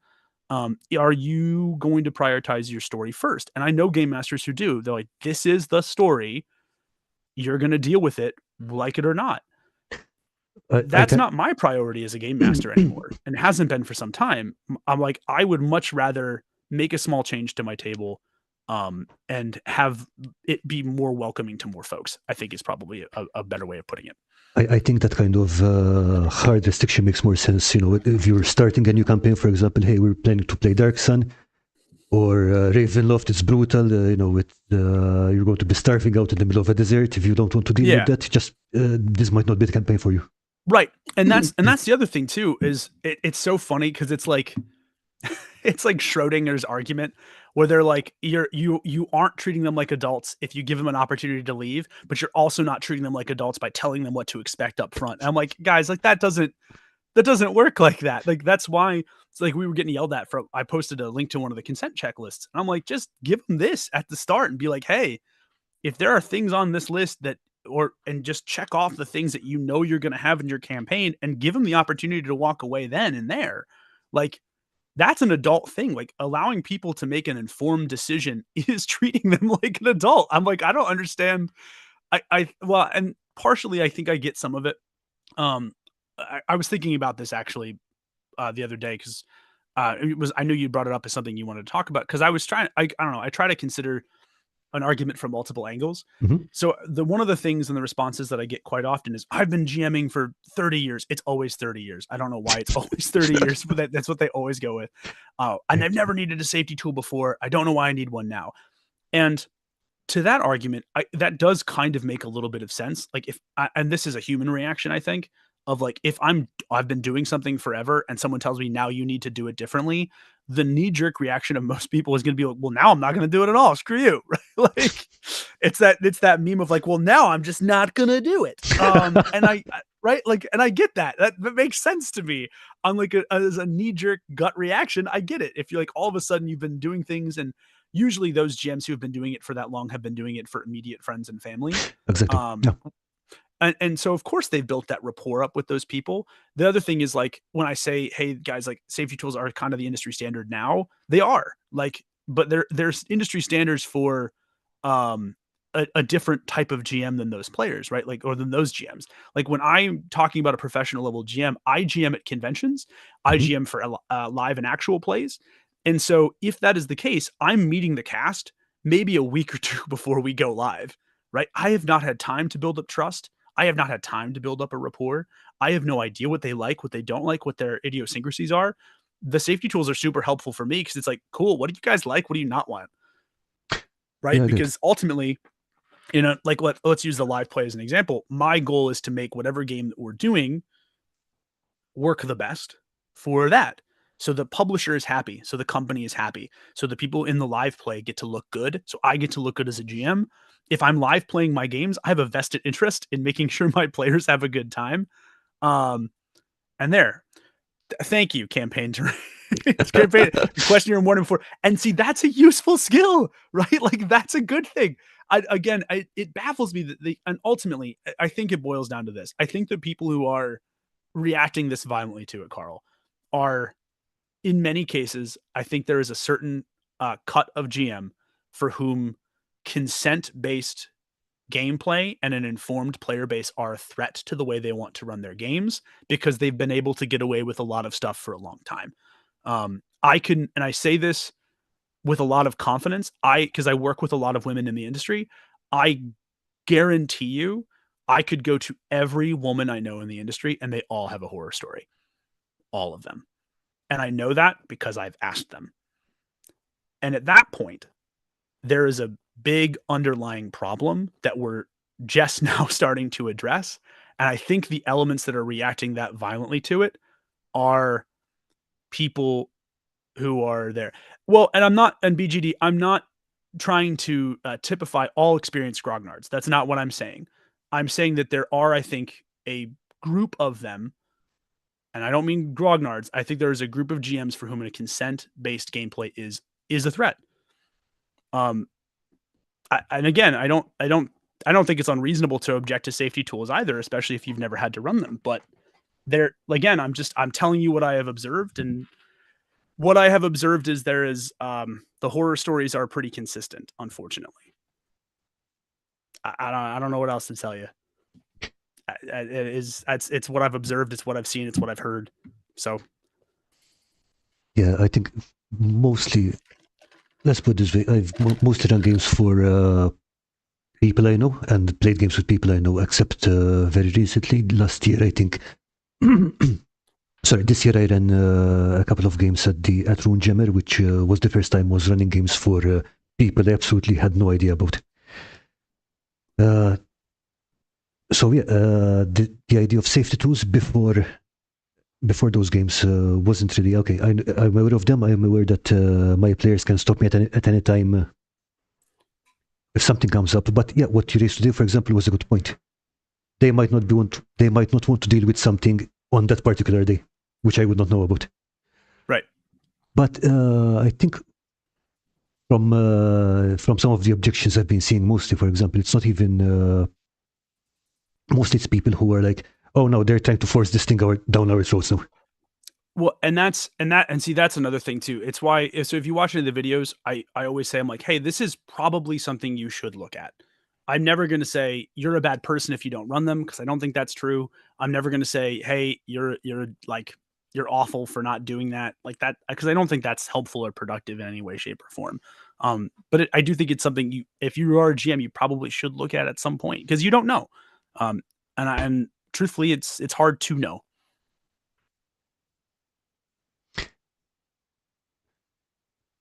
Okay, but yeah, I mean, like, I think, to be honest, the first time I heard about NextCard, for example, was when Dr. Bruce Bellin, he runs Hounds and Jackals. He makes board games and tabletop games. Basically had put up a free X card on Drive to RPG, I believe. It wasn't free, it was like something against the donation for charities for, I believe, Doctors Without Borders. And the amount of backlash you got on that, because not because it was against donation or whatever, because it was an X card. And that was when I started to look into it. And yeah, the backlash is kind of unreasonable given for what it is. Well, and truthfully, I think, and again, I don't want to give too much credit to the anti-safety tools movement, because I don't think it comes from a good place in general. But I think part of it is there were a couple people who were really big proponents of safety tools who turned out to be bad actors themselves. Cough, cough, Adam Coble, cough, cough, who did not handle some things very well, and did not handle some consent-based gameplay really well in their own game, despite being an open proponent of it. So I think there's partially that too. I think that's part of the issue as well. But again, like this is the industry standard moving forward. Like Cult Divinity Lost, which is a phenomenal horror role-playing game. I don't know if anybody's played it or not, has their own comprehensive safety tools that they go along with it. Obviously, in that case, for Cult, you absolutely you cannot play Cult without those. It's 100% agreed. I have a collector's edition Cult, and I'm like, I don't run that without. I'm not running that with safety tool. Like, are you kidding? Oh. Yeah, bad things would happen.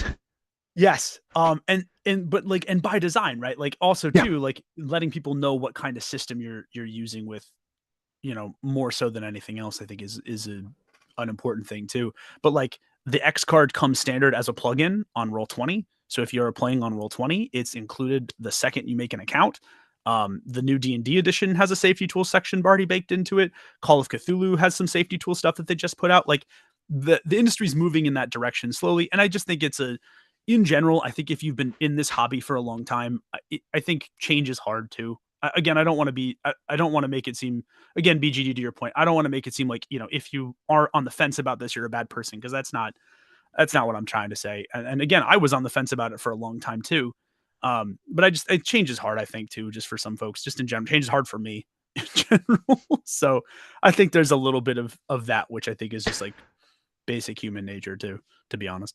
I mean, it is definitely something that I'm still trying to get used to, especially because I like to play games on the darker side. Oh, yes. As somebody who has recently started playing Fear and Hunger so much. What's that? Yes. Oh my Fear and Hunger is a Fear and Hunger oh gosh. How do I put this? Fear and Hunger is if somebody took Berserk, the manga, and made it into a faithful video game adaptation and then baked every ounce of it with Call of Cthulhu and Eldritch Horror. I am going to look that up. It is so good. It is so good. It is so good. But the game comes with a laundry list of like trigger warnings and stuff that you should be aware of. And the publisher, to their credit, it's on the Steam page. Like they're like, you are going to deal with this, and then you scroll down and it's even more stuff. And they're like, if you don't like any of that, if you find any of that objectionable, then GTFO, because this is not for you. And again, that I love that, because they're like, hey, we're not hiding this from you. We're not going to spring this on you. This is another thing, by the way. I've had a safety tool save my ass before, where somebody was trying to raise issues during a game that I made. And I go, well, that's weird. That didn't come up during your Lines and Veils discussion. And like, oh, well, that may be uncomfortable. I'm like, well, that's weird, because X card was in play the whole time. You never tapped that once.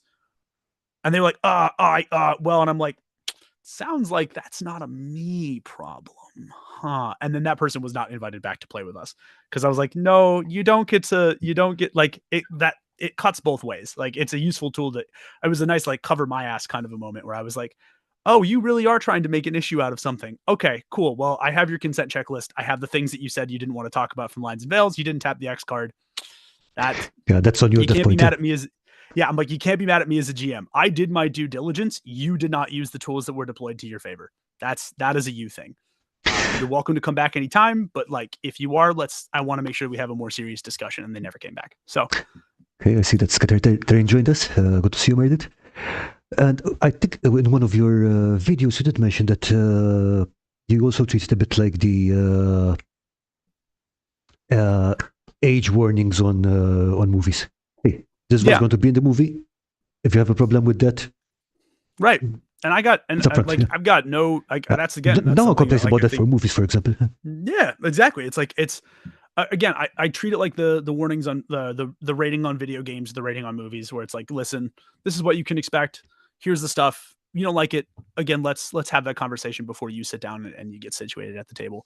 The other thing too that I found is that new players tend to be a lot more comfortable knowing that, like, hey, if there's a big question or something, or if they want to talk about something, that they've got the tools available to do so.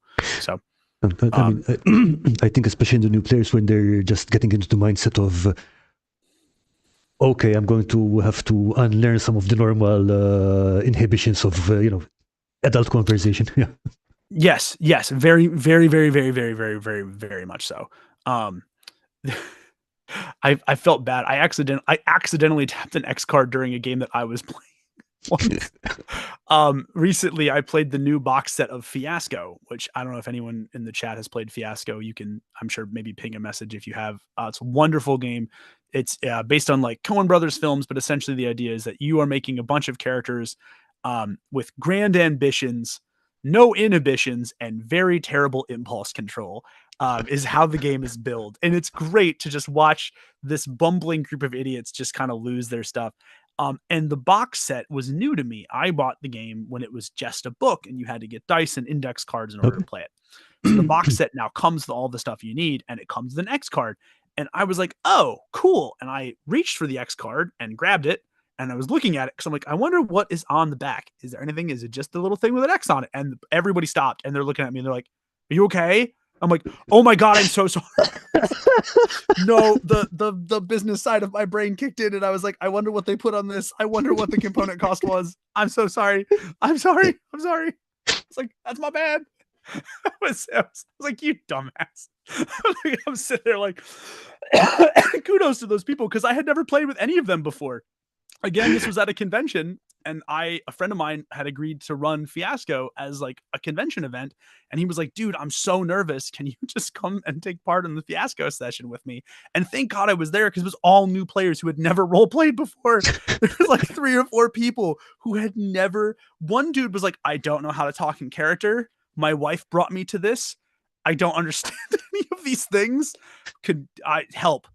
And he was the best one by the end of it, Okay. because he was just talk like his normal self, but he was so logical. He was like, well, my character would do this, and then I would say that, and then I will question you about this because that doesn't make sense to me, sir. It's like, oh, yay, he's good. But yeah. Okay, so moving on from that, I just wanted to ask you a bunch of questions about your channel, mainly because of the excellent videos about history and Thank you. stuff like that you've been putting out. What's the first question? Yeah, you mentioned this big pivot earlier, so maybe you want to start with that? Sure. So, so again, if you've, the theme of this video is just of this interview is just going to be realizing that necessity is truly the mother of invention. All right. So, when we first started making videos, we made the podcast ones, and the podcast ones weren't really doing well. And then I made tier list videos because they were fun. And the first video of ours that did really well was a tier list on Magic the Gathering Planeswalkers I thought I could beat in a fight. Just like so stupid. And maybe we'll revisit it when we hit 10K subs or whatever. Maybe we'll revisit it.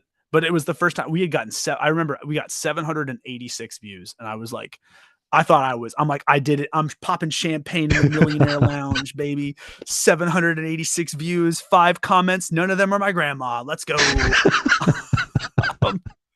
But people responded to that, and then I was like, cool, well, maybe I can do. So I started doing more tier lists, and then those dried up. But one of the tier lists I made was about D&D classes.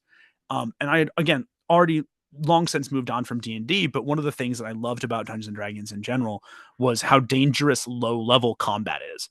Oh yeah. And I was like, I bet that, yeah, like if I could just play 3.5 and do first level to 5th level, I would probably never play another system, because I'm like, up to 5th level, you're still fragile, you're still frail, you can just die instantly. And I love it because it forces you to be so much more like just aware of your surroundings and what you're doing. And oh yes, this is my go-to system these days, mostly Easy D6. Ooh, Easy D6. I'll have to look into it, because I've heard good things about it. You are not the first person to tell me that there's been good things about it. So, I will have to look into it. So basically, you get 3 strikes, no death saves, no nothing. That's how much you get. Ooh, and see, that is pretty great.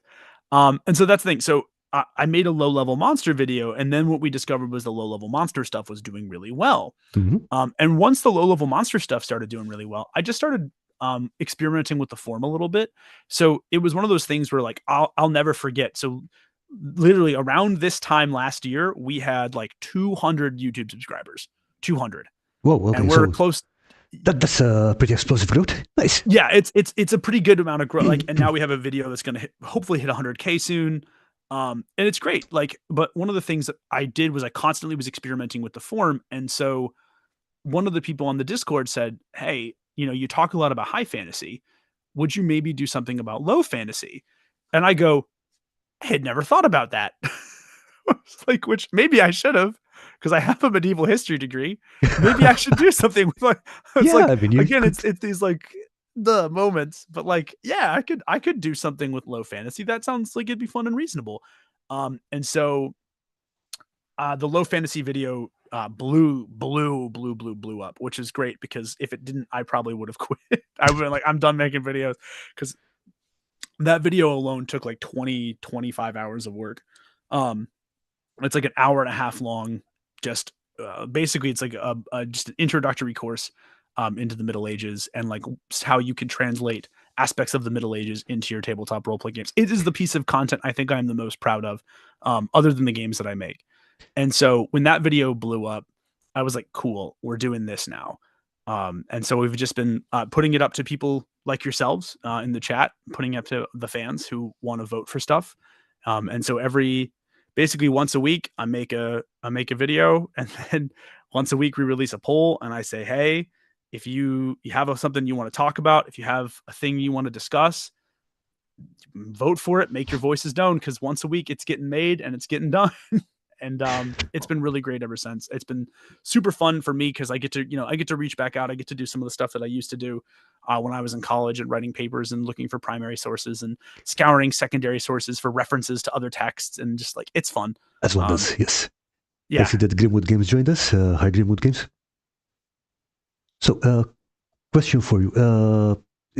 Practically everyone has this different, okay, the Middle Ages start here, the Middle Ages end here. When's your Middle Ageness? I don't. I mean, like, probably by the 1600s, I would say the Middle Ages are well and truly over, right? Mm-hmm. So like probably 1500s, if we're being honest. It's like late 1400s, early 1500s. Before taking. But that's the thing about like time periods that I think is really hard to explain to people who haven't studied history at like the professional level, is time periods are really loosey-goosey.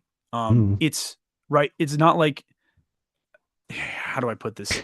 You don't wake up one morning and say, oh, okay, the Middle Ages are over, today we're going to be Renaissance people. The narrative of human experience is rarely so clean. Is probably the way that I like to put it to people, where it's like, you don't wake up one day and you're like, this is the pivotal moment of my life, and everything from this point on has changed. I am different now. Like, you don't wake up like that. Or a writer that I really enjoy said, whatchamacallit, basically that, like, it's so funny how when you're going about your day to day, nothing changes, but when you look back in 2 years, everything's different.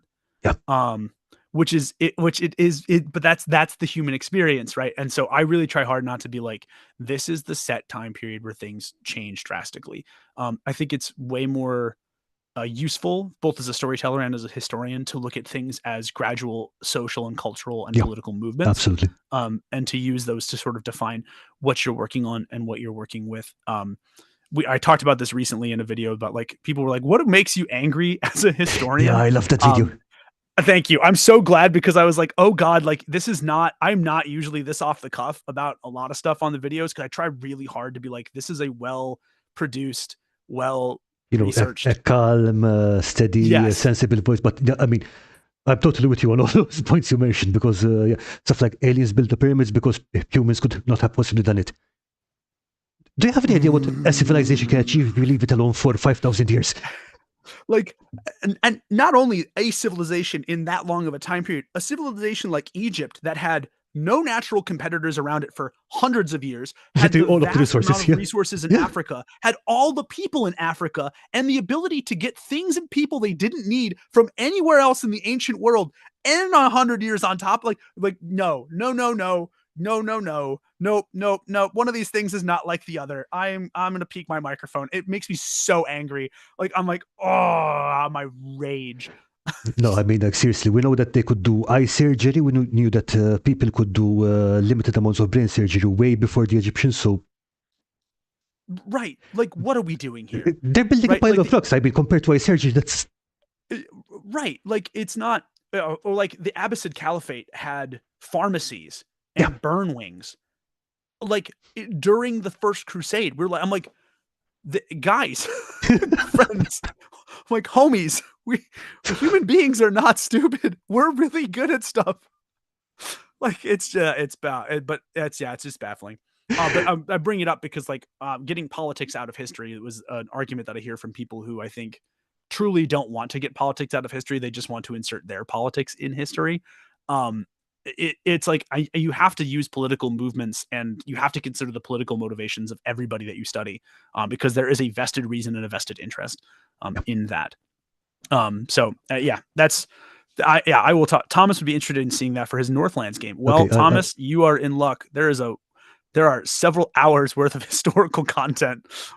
I will be sending you the link later, Lisa. And Thomas is also a historian, and he's also featured in a few streams on this channel. So I think he would definitely enjoy it, and I should have sent it to him before. Well, and please, again, take this with a grain of salt. I was, stuff like the fact that Abraham Lincoln could have sent a samurai lord a printed telegraph is absolutely true. Or like the woolly mammoths were alive at the construction of the pyramids. Like Yeah, early Egyptians could have met woolly mammoths, probably would have. Or the fact that ancient Egyptians had archaeologists that studied ancient Egyptians. did they? That's how old the pyramids Seriously? are. Yeah, seriously. Oh, We have evidence. We have our bas reliefs of like pharaohs commissioning historians to study their own people. Like whoa, the okay. Egyptians had the Egyptians were the first Egyptologists. Like, Okay, that's the I kind of didn't shit know that's that. That crazy. is mind blowing. I love that. It is mind blowing, right? And it's like you think about these things, you're like, what the fuck, dude? Like it's and then people like history is boring, and I'm like, it just breaks my heart. No, no, no, no, no. No, the thing is that I always said this way. If you're just memorizing dates and this battle and that battle and that battle, It sucks. yeah. Yeah. But I mean, if you get history as the stories of different people, different civilizations, I mean, there's absolutely nothing more interesting than that. It's the tapestry of the human experience. Like Yeah. that's what history is. It is all of those stories, all of the things that like impact us and make us. Yes, Game Train, you're absolutely right. Cleopatra is closer to now than she was to the first pyramids being built. Like, also, Cleopatra was like part Greek, which people always forget. Like the Ptolemaic No, dynasty no, no, was no. like, Cleopatra was all Greek. I mean, like, oh, she was, if she was any more inbred, she would be a sandwich. She was just yeah, Macedonian. yes, absolutely, yes, right. And it's like weird stuff like that is just so I don't know. It's so interesting. Like or like little stuff like the first real terrorist attack on the United States, by Uh-huh. the way, is Blackbeard, the pirate. He took Yeah, the governor of he took the governor of North Carolina hostage if so you that put he it could that way, buy yeah. STD medication for his crew because they went whoring in the Caribbean and they picked up syphilis and they didn't have the money for STD medication. So he kidnaps the governor of North Carolina. The US government paid him. Like like like history's crazy, dude. Yeah, I It's mean, wild stuff shit. like, I mean, like, okay, if we're going to US history, then you've got uh, the entire US Navy just being put together to go and attack the pirates in the Barbary Coast. Yeah. Right, it's there's just or like even now like I cannot wait. I hope no, that's not true. I don't want to be alive in 200 years. I don't think any human being should last that long. Yeah, pretty But much. like I'd be so curious to see what historians of 200 years from now think about our era. Like what are they going to talk about? What are we going to consider? Like I'm very intrigued. I'm very intrigued. You know, one of the things that I suspect will happen in a few hundred years' times is that historians look back at us and say, "Yeah, these people were mostly illiterate." Because we're not keeping anything on physical media anymore, to be honest, no Yes. paper or whatever. Yes, and there's a very real chance that like so much of this decade, this era is going to be lost to time because of how much it shifts and how quickly things move. Yeah. I forget there was a woman in Detroit who she was a nurse, and for some reason she made her family. She bought like 12 VCRs, and she made her family constantly record every night of the daily news. Whoa, okay. And her video record has been used by the Smithsonian and by the Library of Congress here in the United States as the single most comprehensive record of what the years 1982 to 1984 looked like and are. There wasn't even an archive at the television stations or whatever. No, there Oh, wasn't because the archives can get lost, they can get changed, they can get digitally remastered, you can have them damaged, or they miss things like they miss commercials, they miss small stuff like small interviews, local news. Her tape collection was one of the most comprehensive parts of that time period and has been incredibly helpful now for modern historians. And the 80s were not that long ago. So like how much information are we losing now every single second, every single day, every single time? Anyway, I know we're getting away from game design. Sorry to the folks that want no, to it's talk okay. game I mean, design, but just in general, I this is the stuff that keeps me up at night as like somebody who loves history and the preservation of we're human also talking about history achievement. because history is fun. History is interesting. Yes. But it's funny because I remember there was a 12th, I believe it's a 12th or 11th century Florentine gentleman, cloth merchant, I believe, who wrote this kind of account of the stuff that was going on in his time. And in the introduction to it, he says that I never thought I would be writing a book And for a long time, I didn't write because I thought someone else would be writing. Mm-hmm. But then I realized that if I don't write this down, then all of the stuff that's happening will be lost. So Yeah. it kind of keeps going. Or who's the Babylonian copper merchant? El Nasir, Yeah. who kept all of his hate mail. He built a pressurized warehouse to keep his hate mail. What a petty bastard. And we know so much about the language because how petty he was. Like, what a dick. That's awesome. Like, oh, dude, history, the stuff that like makes and breaks human civilization is just so wild to me. It's just so fun. Okay, that's a very good point by Campaign Train. Yes, that's true. And it is game design, right? Ultimately, right? Like, I'm assuming, and I don't know necessarily if everyone in the chat wants to be a tabletop designer or an RPG designer or a writer or whatever. But like, to me, role-playing game design is, right, it's communication and it's relationships, and history is relationships. It's all relationships, right? Absolutely, yeah.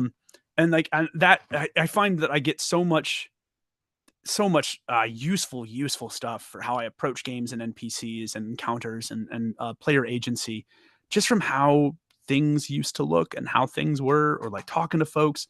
Well, I guess one more like really fun historical anecdote. I really liked the show Vikings, which is not historically accurate at all. Oh God, is it bad? Like I literally, so my specialization was the Norse.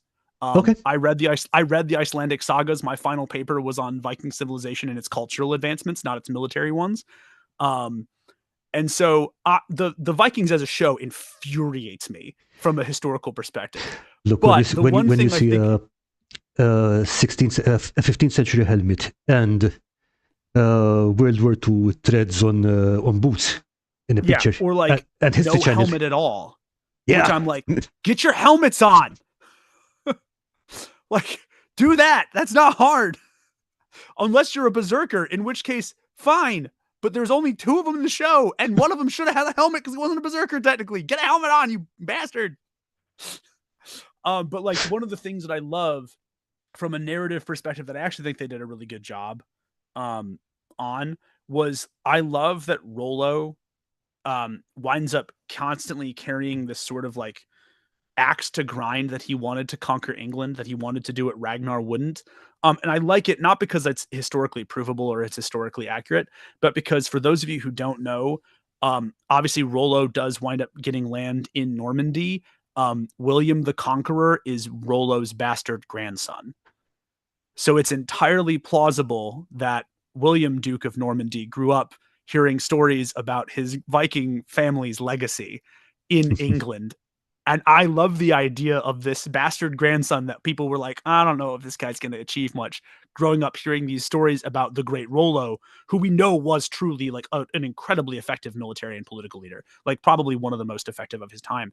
And hearing these stories about how his grandfather couldn't do it. And I often wonder, again, this is not story, this is not history, this is the storytelling part of my brain. I'm wondering if you were that kid who was told you weren't going to amount to anything, and you keep hearing the stories of your great warrior grandfather and his biggest failure. And I think to myself, I wonder what that must have felt like, conquering England. And I'm wondering how much that axe to grind of wanting to prove yourself, maybe it might have affected somebody like William, Duke of Normandy. Wearing leather armor 24/7, like as if we had access to leather and the process to boil it until we had established communities with tanner's guild. Like oh my God, dude. It should have been fur or ring mail, probably both, friends. That's, whatever. Again, I talk about this in the City Guard video and in the Low Fantasy video, but like your most common armaments, if you're trying to arm as many people as possible, are if your lord cares about you, and if you've got a little bit of money and some scratch lying around, you have your quilted gambeson. Mm-hmm. You have your shield, you have your helmet, and if you are trained, you have a spear. That is your kit for the most part. And to be honest, that's like the most cost-effective way to arm a peasant, right? Like, I'm not going to give my peasants plate mail. They're not going to be good with it. No, no kidding. But to be honest, I mean, padded gambeson itself is pretty good protection, because I think we've got this whole in D&D, it's probably the worst armor kind of thing, but it is actually good armor. Yeah. Oh, it's one of my favorite things. Not an area of expertise, but an area of interest of mine is the Spanish conquest of Mexico. Hmm.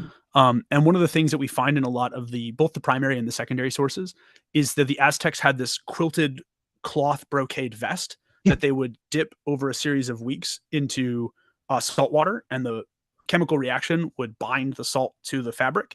And it was essentially like an Aztec flak jacket. So we have examples of like pistol balls and like arrows bouncing off of this, or embedding and hurting the person, but not killing them and not wounding them fatally.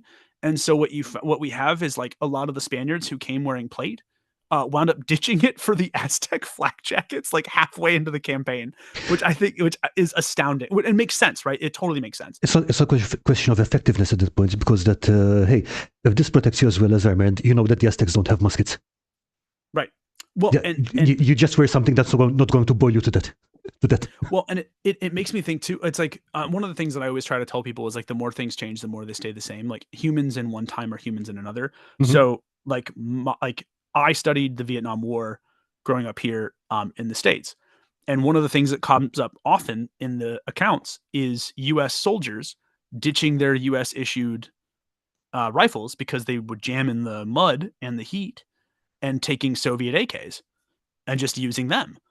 Yeah. It's the same principle, right? Like like it's the same principle every time. Like the more things change, the more they stay the same. Oh yeah, absolutely. At least like we can differ in culture and outlook and whatever, but like from a practical standpoint, the difference between a conquistador ditching their fine made Valencia steel armor for an Aztec flat jacket is the same as a U.S. soldier being like, "Screw this gun, this thing sucks. I'm gonna give me the AK." Just doing that. Kind of thing, yeah. But let's put it this way: the case of the AK, it's like thing that isn't working versus thing that is working. Yeah. Now, I can guarantee you the plate is definitely going to provide more protection than the Aztec jacket. You don't need that. No one is. No. They don't have guns. They don't have cannons. Right. You don't, and in some cases the pistols didn't work on the vests either. Like that's the thing. Like we have an account of like a literally like point blank just boom, and just Aztec still running. Like well, I guess I'm dead. Like what do you want? like you're screwed at that point, my guy. Like just embrace whatever god you worship, I guess, dude. Let's put it this way. I mean, at that point in time, pistols were still pretty much close combat weapons. You're not going to actually hit anything unless you're literally next to them. So. Right. That's why the Spanish tercio was so effective, right? Like just use the pike to get close, and then once you're close, just unload. Tercio was a bit different because at the point what you had were heavy muskets. The arquebus, right? The arquebus, yeah. That will hurt you at that distance, but a little different. It's a little different. But very, very similar principle of like I just need to get close enough that I can hit you with the boomstick. Yeah, and you don't want the other guy's horses to run over your muskets. Yes. But another question I had for you, because you always specify at the beginning of your videos that your area of expertise is mainly Western Europe and so on. But I mean, aren't the Middle Ages something that only happened in Western Europe, or at least the places that had the Roman Empire? Let's put it this way: South Africa didn't have the Middle Ages. They had a time period which was contemporary with the Middle Ages. China didn't have the Middle Ages and so on. So is that something you need to specify because of the questions people keep asking? Or So there's a couple reasons I specify that. Right. And one is if you are somebody who I think is watching my videos with a degree of not expectation, but a degree of like, hey, I have some questions. Mm-hmm. You're probably going to be like, why does he keep talking about medieval Britain? There's an entire world that exists at this time. And you're right? Africa doesn't have its own Middle Ages, but Africa does still interact with the rest of the world during the Middle Ages. Obviously. Right. What is the modern day Middle East didn't have the Middle Ages, but is forced to interact the Crusades. Those things happened. Yeah, right. During the Middle Ages, right? And so for me, if you're a discerning audience member, you will rightfully point out Kyle is not bringing up stuff that is happening in an entire rest of the world during this time period, and you would be right to bring that up. So I do it partially because I think it's important So the primary purpose of these videos is to entertain, and they are to inspire you to make good games. But I try to engage in as much good faith scholarship as I can while I'm doing them, because I feel like it would be disingenuous if I didn't. And I think it's really important for me to get those caveats out of the way, because if you are a discerning audience member, you could be like, oh, you idiot, what about X? I don't have the training in X. Now, here's the thing. Have I read a ton of stuff? Hell yes. Oh my God, I find Muslim civilization incredibly fascinating. I think this the way that the Moors occupy southern Spain is one of the coolest cross-cultural pollinations in world history. I think it's exceptionally compelling. I think Africa at the time of the Middle Ages, is essentially what Greece was for all of antiquity, much, yeah. but like for the entirety of the Middle Ages. And its legacy gets wiped out essentially by British imperialist historians, the bastards. But like again, those guys did quite a lot of damage. Let's put it that way. And that's another reason I bring it up, right? Is there are and this is something I pointed out in the thing that stuff that made me mad, is there's an entire school of thought that like wants to destroy and get rid of the existing achievements of non-European civilizations. And it's to our detriment as historians the world over. I think it's to our detriment as humans. It's like, why? Well, correct. Well, and I know why, right? It goes back to keeping politics out of history. If you're a British historian at the time of the British Empire's imperialist expansion into Africa, India, and parts of Asia, you have a vested interest in destroying that story, because in doing so, you make that populace, that group of people, more worth conquering. So they hold okay. Oh no, they're just savages. They don't look at this whole thing. Yeah. Okay. Yeah, I see that. Yeah, correct. Right. And again, let's talk about more things change the more they stay the same. If you look back at like Hitler, for example, what was the office of the Nazi Party that he thought was the most important? It was Joseph Goebbels. It was the office of propaganda. He viewed that as the most essential to the war, because he understood controlling a narrative allows you to control people. Right. And that's another reason I bring it up. And that's why I specifically say that those time periods, those people, those achievements, they are worth engaging with. They are worth having. I don't have the expertise as a historian to even come close to approaching them with the level of respect and nuance that they deserve. But they do deserve a shout out, and people do deserve to know why I don't address them directly, because it's important in the interest of good faith scholarship for them to know. Somebody was complaining in my videos about my intro is too long, and I'm like, you're an adult, use the timestamps. Like I spend half an hour putting timestamps in the videos. If you don't want the introduction, use the timestamps. You can skip it. It's not going to break my heart. But again, I say that emphatically, because as a scholar, I genuinely believe if I'm going to engage in good faith scholarship, you need to know why, right? You don't skip the introduction to the dissertation. That is an essential part of the dissertation. So if you want to skip it, great, but I'm not going to take it out of the videos. Complain about it all you like. You can complain about it to the void for all I care. They're going to stick around, because if I'm going to try to engage in good faith scholarship, they're going to be there. So yeah, there's a lot of reasons for it. But that's a very hard, like, usually I'm a lot nicer, but that's a hard, like, nope, absolutely not. That is, I'm putting my foot down on that one. Those stick around and they stick around for a reason. No, I mean, that was a very good explanation, and I completely understand it. So thanks for that. In the meantime, I think you've also got the Thomas seal of approval. Yes, thank you, Thomas. I don't know who you are, but I appreciate. I salute you, sir. Thank you. It's so fun to, like, the people who are like armchair historians will complain in the videos. They're like, literally, I've gotten like death threats about, like, you didn't use the proper nomenclature. You called ring mail chain mail, and I'm like, okay, hold. Okay, so oh yeah, sorry. Wait. First of all, if someone told you to call it ring mail, they're wrong. It's just mail. It's just mail. It's just mail. It's a code of mail, right?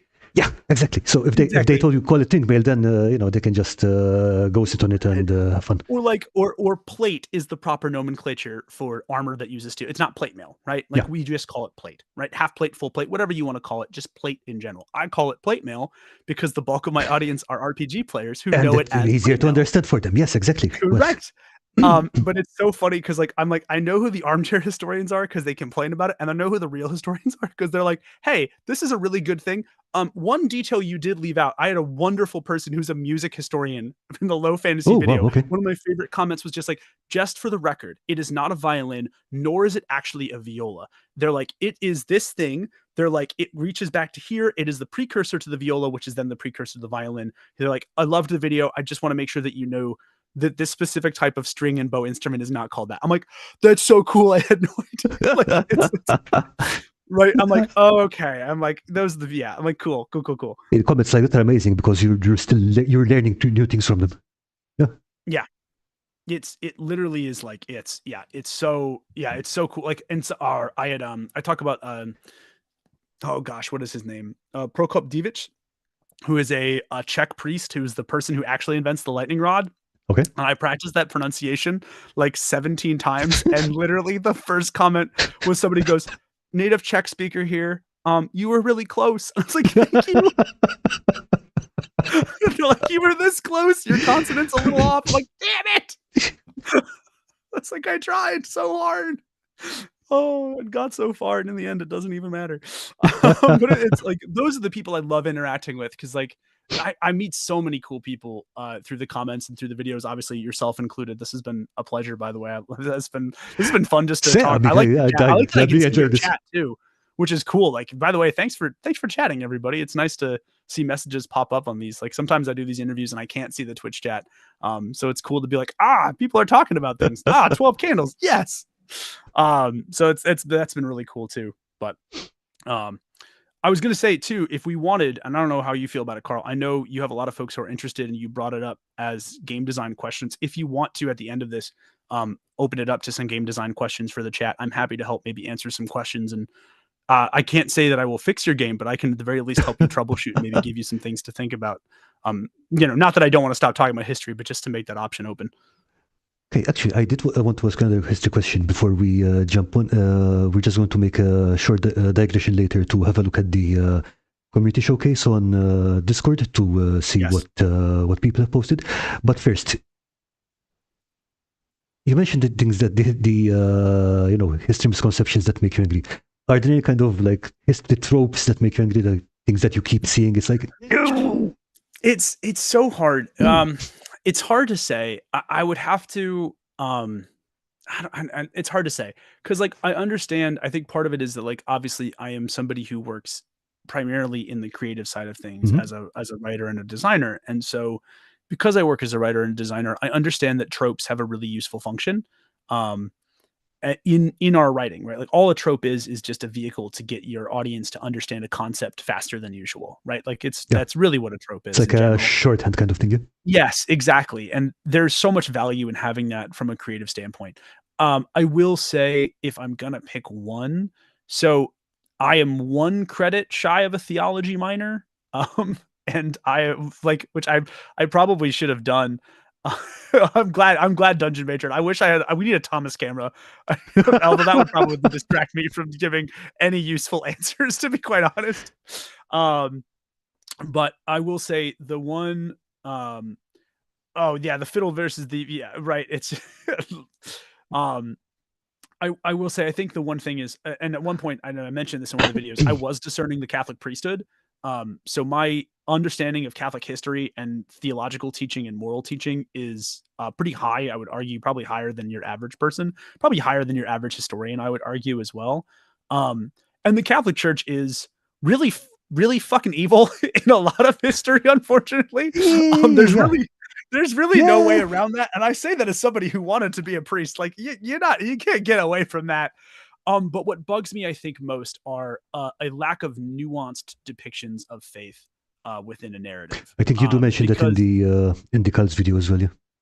Yeah, because I think that's like the biggest thing for me is like you have to have a nuanced depiction of faith. They can't all be evil, because if they're all evil, there's no reason that the regular person would want to follow them. Aside from, being propagandized and brainwashed, which does happen in some cases and in some instances. So I think a lack of a nuanced depiction of faith is my biggest pet peeve, because it is easy to be like, church bad, But like church also good, right? Like in some instances. Although I wind up getting into fights with people in not fights, but like conversations or debates about um, how the main impetus of the Crusades was religious, and I'm like, kind of. What about the Fourth To the Crusade? yeah, Yeah. but to the individual crusader, I think that that's fair. To the people marshaling the armies for the Crusades, I'm gonna call bullshit. Even the first crusade, right? Like where the bulk of the fighting force, or a lot, not the bulk, but a lot of the fighting men were um, essentially people who were getting their sentences commuted by Pope Innocent. Yeah. They have a vested interest in getting to Jerusalem because if they get there, they're done. They don't have to worry about legal ramifications when they get back home to Europe. Like But that's but again, I mean, like if you look at the people leading the First Crusade, I think they were mostly second sons or third sons or so on. You're not getting any of your inheritance, son. Just go over well, there and find yourself something. and the second son thing too happens a lot where like people like it's only the second sons. I'm like, it's not only the second sons because there were a lot of first sons because there was a lot of territory to be gained, right? Like think Yeah. about it. Who's gonna argue if you rip your duchy from the Saracens? No one's gonna care Yeah. back home. Right. And again, so I think like someone pointed out, they're like, well, that's stupid because like it's like colonizing Mars for no, people aren't colonizing Mars for financial reasons. And I was like, that's a great point. The individual might not want to colonize Mars for financial reasons. But the person Me as an financing the individual, expedition, yeah. correct. And again, I think as a historian, looking at social political movements as a larger thing, so that bugs me a little bit. Lack of nuanced faith is like a huge one for me. Bad battle tactics, like if we're all just charging at each other, I'm like, this is not good, fam. I get if you're untrained, it's fine. But like even that, it's it's whatever. You got to have your Hollywood fight scenes, and you got to have you got to have the main character have their helmet off, so That's important. Yeah. we can see Robert Pattinson looking attractive or whatever in the print, like, or like the armor is inaccurate. Like, okay, who gives a shit? Like, I don't know. It's so funny that I was watching a video about Knight's Tale, and it's Mm-hmm. all these historians being like, it's so ahistorical, but we love it. Like, it's like at some point, just have fun. Yeah. Like, Knight's Tale rules. Like, I'm not gonna sit here and be like, I hate Knight's Tale because it's not right. I'm just going boo boo ch, boo boo. I'm like, Knight's Tale, let's go. Like, it's I don't know. So there's far more trends in scholarship that bother me than tropes in stories that bother me, I would say. Fair enough. Yeah. I mean, well, based on the last thing you said, I mean, I've been studying sword fighting for about 14 years now. No, make that 16 years. And if I look at a movie at this point, I'm not looking for realism. I'm looking, okay, I don't care about realism. I'm here to be entertained. Make it the most spectacular, over the top thing you can do. Right. And here's the other thing. I actually had a conversation with somebody about this on the Discord because they were like, hey, I want to make melee combat be really brutal in my games. And they're like, I'm a HEMA practitioner. And so full disclosure, I love HEMA. I've never had a chance to practice it, unfortunately, because we don't have a HEMA group here where I live. But my friend, a good friend of mine who I used to work with quite closely, was Italian rapier for like 15, 16 years. Nice. And so I've gotten a chance to look at some real legit manuscripts and see things. And so one of the things that we talk about was, you can make your combat over the top in Hollywood, and there's an entertainment value to that, or you can make it effective and brutal and short, and there's some value to that too. Yeah. I love the Harvey Keitel's The Duelist is a great example of like those fights. Oh yeah, baby, saber on saber combat. Let's go in the step. Yes. Oh, give it to me. I love it.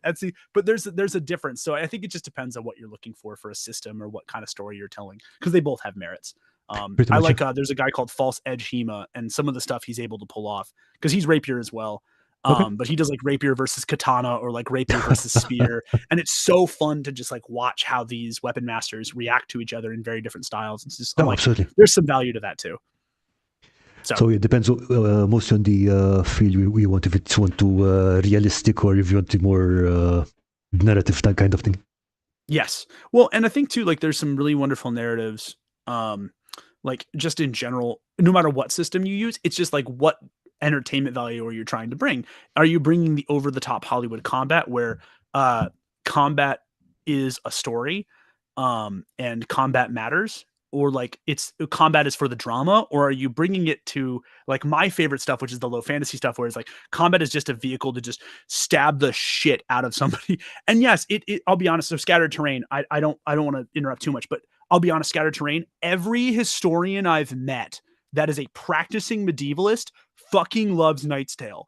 If somebody who is a practicing medievalist tells you they don't love Knight's Tale, they're either lying or they're doing it for clout. I'm not even joking. I worked with so many, or like when I was in college, I learned from so many medievalists. Every one of them fucking loves Knight's Tale, like to the death. one of the people I work with, she is like, or like learned from. I shouldn't say worked with because she was my teacher, not my. I did not do research with her, but her name was Dr. Teresa Rubb. She's phenomenal. She does a ton of stuff on like the life of medieval Catholic women. Which is her bailiwick. It's so like some of her research is so fascinating to read. And I'm one of the worst graders I've ever had to deal with in my life. She's brutal. Which is why I got my paper on the Albigensian Crusade got an A, and that was like the highlight of my career with her. I was like, I did it. But she scattered terrain. She literally would go to the mat with people about Knight's Tale.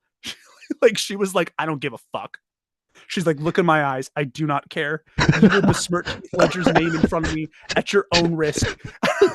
And this is a woman who literally looked at like one of my primary sources and just goes, no, you clearly have a bad mistranslation of this. Pick another one. That's how serious she takes her stuff. And she was like, I will. She's like, I'll throat punch someone for Knight's Tale. So funny. Hey, what happened over there? One sec.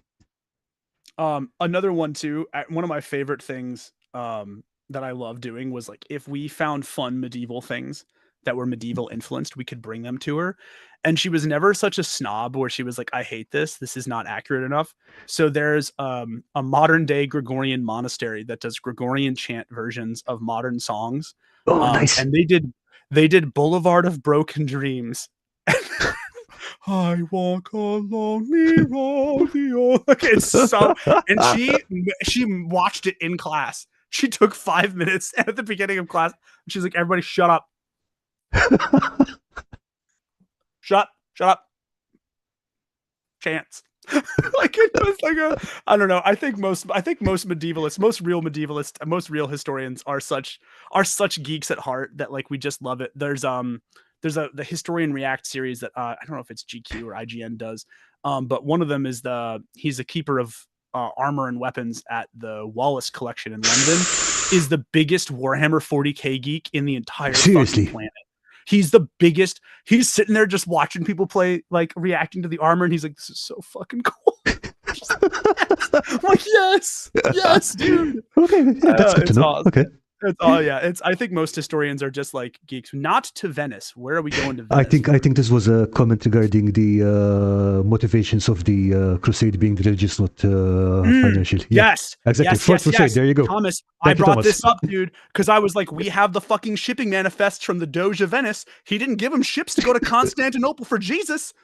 That usually shuts people up real quick. I'm like, oh, it's like they're like, it was totally about really. I'm like, no, it is and it isn't, right? Like again, the Doge of Venice is a dick during the Crusades too. Like but again, just like he's giving them all those ships. He's like, I want to burn Constantinople to the ground. Yeah, but the thing with the Doge of Venice is like I always imagine he's like, I'm going to make them an offer they cannot refuse. Which they could not refuse, in fact, at that point in time. Yes, and they couldn't, right? Because they like there were some vested like interests in both real estate, in trade, in marketplace share that like they needed the ships to go there, and also Constantinople just had to be like full of loot, so like burn it. Which like again, it sucks. Campaign terrain in writing this TTRPG, but so many discussions about pantheons, monotheistic sets, and even world religion. A lot to consider. We did a whole video on cults, my friend, that might actually be of some use to you. Yeah, that was just a couple of days ago. Literally a couple days ago, someone was like talking about religious sects, just in general. So that might be used to you because all of them did exist and coexist. We're going to be talking about folk magic in the next video, which I'm really excited about. because folk magic is like one of my favorite things, and I'm very excited to bring a lot of stuff up because one of the things as a historian that we talk about was the bleed over between established religion and magic is really, really huge. Oh yeah, yeah. And to the point that it's really massive. Like it really is like one of those things that like you have to consider having access to that just in general. Like or even now in modern day, I don't know if anyone's familiar with Paul Farmer. He's a humanitarian. He was a doctor. He established a bunch of malaria clinics in Haiti in the early 90s, early to mid 90s. And he's really not solely responsible, but widely responsible for helping to eradicate malaria in the country. Listen, I'm in love with Thomas. I don't even know Thomas could be between 17 armed grizzly bear. And at this point, my dude brought up the Doge of Venice immediately. And I'm just like, yeah, that's the example that like you have to go to. Because like nobody in the Italian city states was doing the Crusades except for the papacy. And I don't even know if half of them believed it. Half of the Curia believed it at that point. Like Thomas sounds like the goat, but I'll be honest. That is a stream I would love to watch. That is a stream I would love to watch. I listen. We can make it happen, Karl. At this point, we're friends. You're a cool dude. At this point, I have loved the time that I've spent here. But like the one thing that come up was, or that comes up when you like read a little bit about Haiti, and I don't want to speak on it like I'm an expert because again, this is not my bailiwick. But I've heard it said a couple times that Haiti is 99% Catholic and 100% Voodoo. And so it's very interesting that over the years, Catholic religious rites and practices have been fused with Voodoo tradition to sort of kind of create its own thing. And what we find when you study the Middle Ages and folk magic in general is that actually winds up being kind of very similar, where religious rites and religious artifacts or reliquaries are co-opted and fused with pagan ritual or pagan magic belief in general. Which I think is I'm very excited. I'm very excited to talk about folk magic next week or this coming week. I'm very excited. I'm glad to hear that because that was the one I voted for on the There are dozens of us, dozens. So okay, so what do you say we jump over to the Discord and have a look at what people have posted? Yes. Yay! Get the train conversation. Ooh. Okay, so got quizboard terrain coming. Scattered terrain coming in with I like it. Customized octopus mermaid skeleton kind of thing. It's very very reminiscent of Scylla. I don't know if you were going for that or not, but it's very reminiscent of like how I've seen the depictions of Scylla in Greek myth, which is cool. And the color, and I mean this as a compliment, the color reminds me of Grimace from McDonald's, and that color of purple I think is now just objectively more horrifying to me, because of Grimace from McDonald's. Which is awesome. Dude, I like it. That's super cool. Oh, that's badass. Oh, the back of it. Oh, we have a bit of a video. Oh, yeah. Yeah. Ooh, that pops so much more. Yeah, I like that effect. Yeah, that's really cool. It's very iridescent, which is like, oh man. God, I'm so jealous of people who are good at painting miniatures. I'm so not good at painting miniatures. So if I'm not mistaken, it's all sculpted. I think it's a plastic skeleton and the rest is all sculpted around it. Yeah. Oh, Meredith is looking great. Oh, okay. We've got a little home for her as well. Ooh, I love. What did you use? Foam? Is it foam core? What did you use to make the ship? I'm very curious. Yeah, she was using foam core. Are we allowed to ask that, or is this like a trait? Yeah, absolutely. Like if I find out, I have to die. Okay, so Meredith, any idea? Oh, okay, and you have apparently have 3 new subscribers though. Okay, cool, nice. Thank you. Thank you for subscribing. I appreciate that. Hopefully you guys find the videos helpful and useful. I appreciate it. I feel like we've really upped the quality of what we've made. The video definitely does it way more justice. The picture makes the iridescent scale effect look flat as opposed to like it really does pop in the video. I knew I'm bored. Hey, bless. I have some friends that play in the professional Warhammer circuit, so I kind of know some stuff, but not. Oh, dress pins makes tons of sense for strength because I'm sure you could just insert them into the foam core throughout. That makes tons of sense. Oh, that would be how you hold the thinner sections of the ship where the holes are apart. That makes sense. God, y'all are so crafty. I'm still in the process of painting my first army. Not a Warhammer army, but friends of mine own a local game store and were very kind and gave me the Lannister half of the Song of Ice and Fire miniatures role-playing game box, and they gave me like one of every expansion that was out at the time. Oh, nice. And so I am in the process of painting my Lannister force because it's the one that plays, shocker, the one that plays the most like a traditional medieval army. Okay. I have plate mail, and you hold them with pike and spear, and then you've got arbalists, and you've got heavy cav. I'm like, it's the right itch. I will be honest. I've been I have the starter box set from when they first released. I think it was out in I would say 2015. I think I still have to paint mine. Yep. I'm not. I very much not. Yeah, very much not.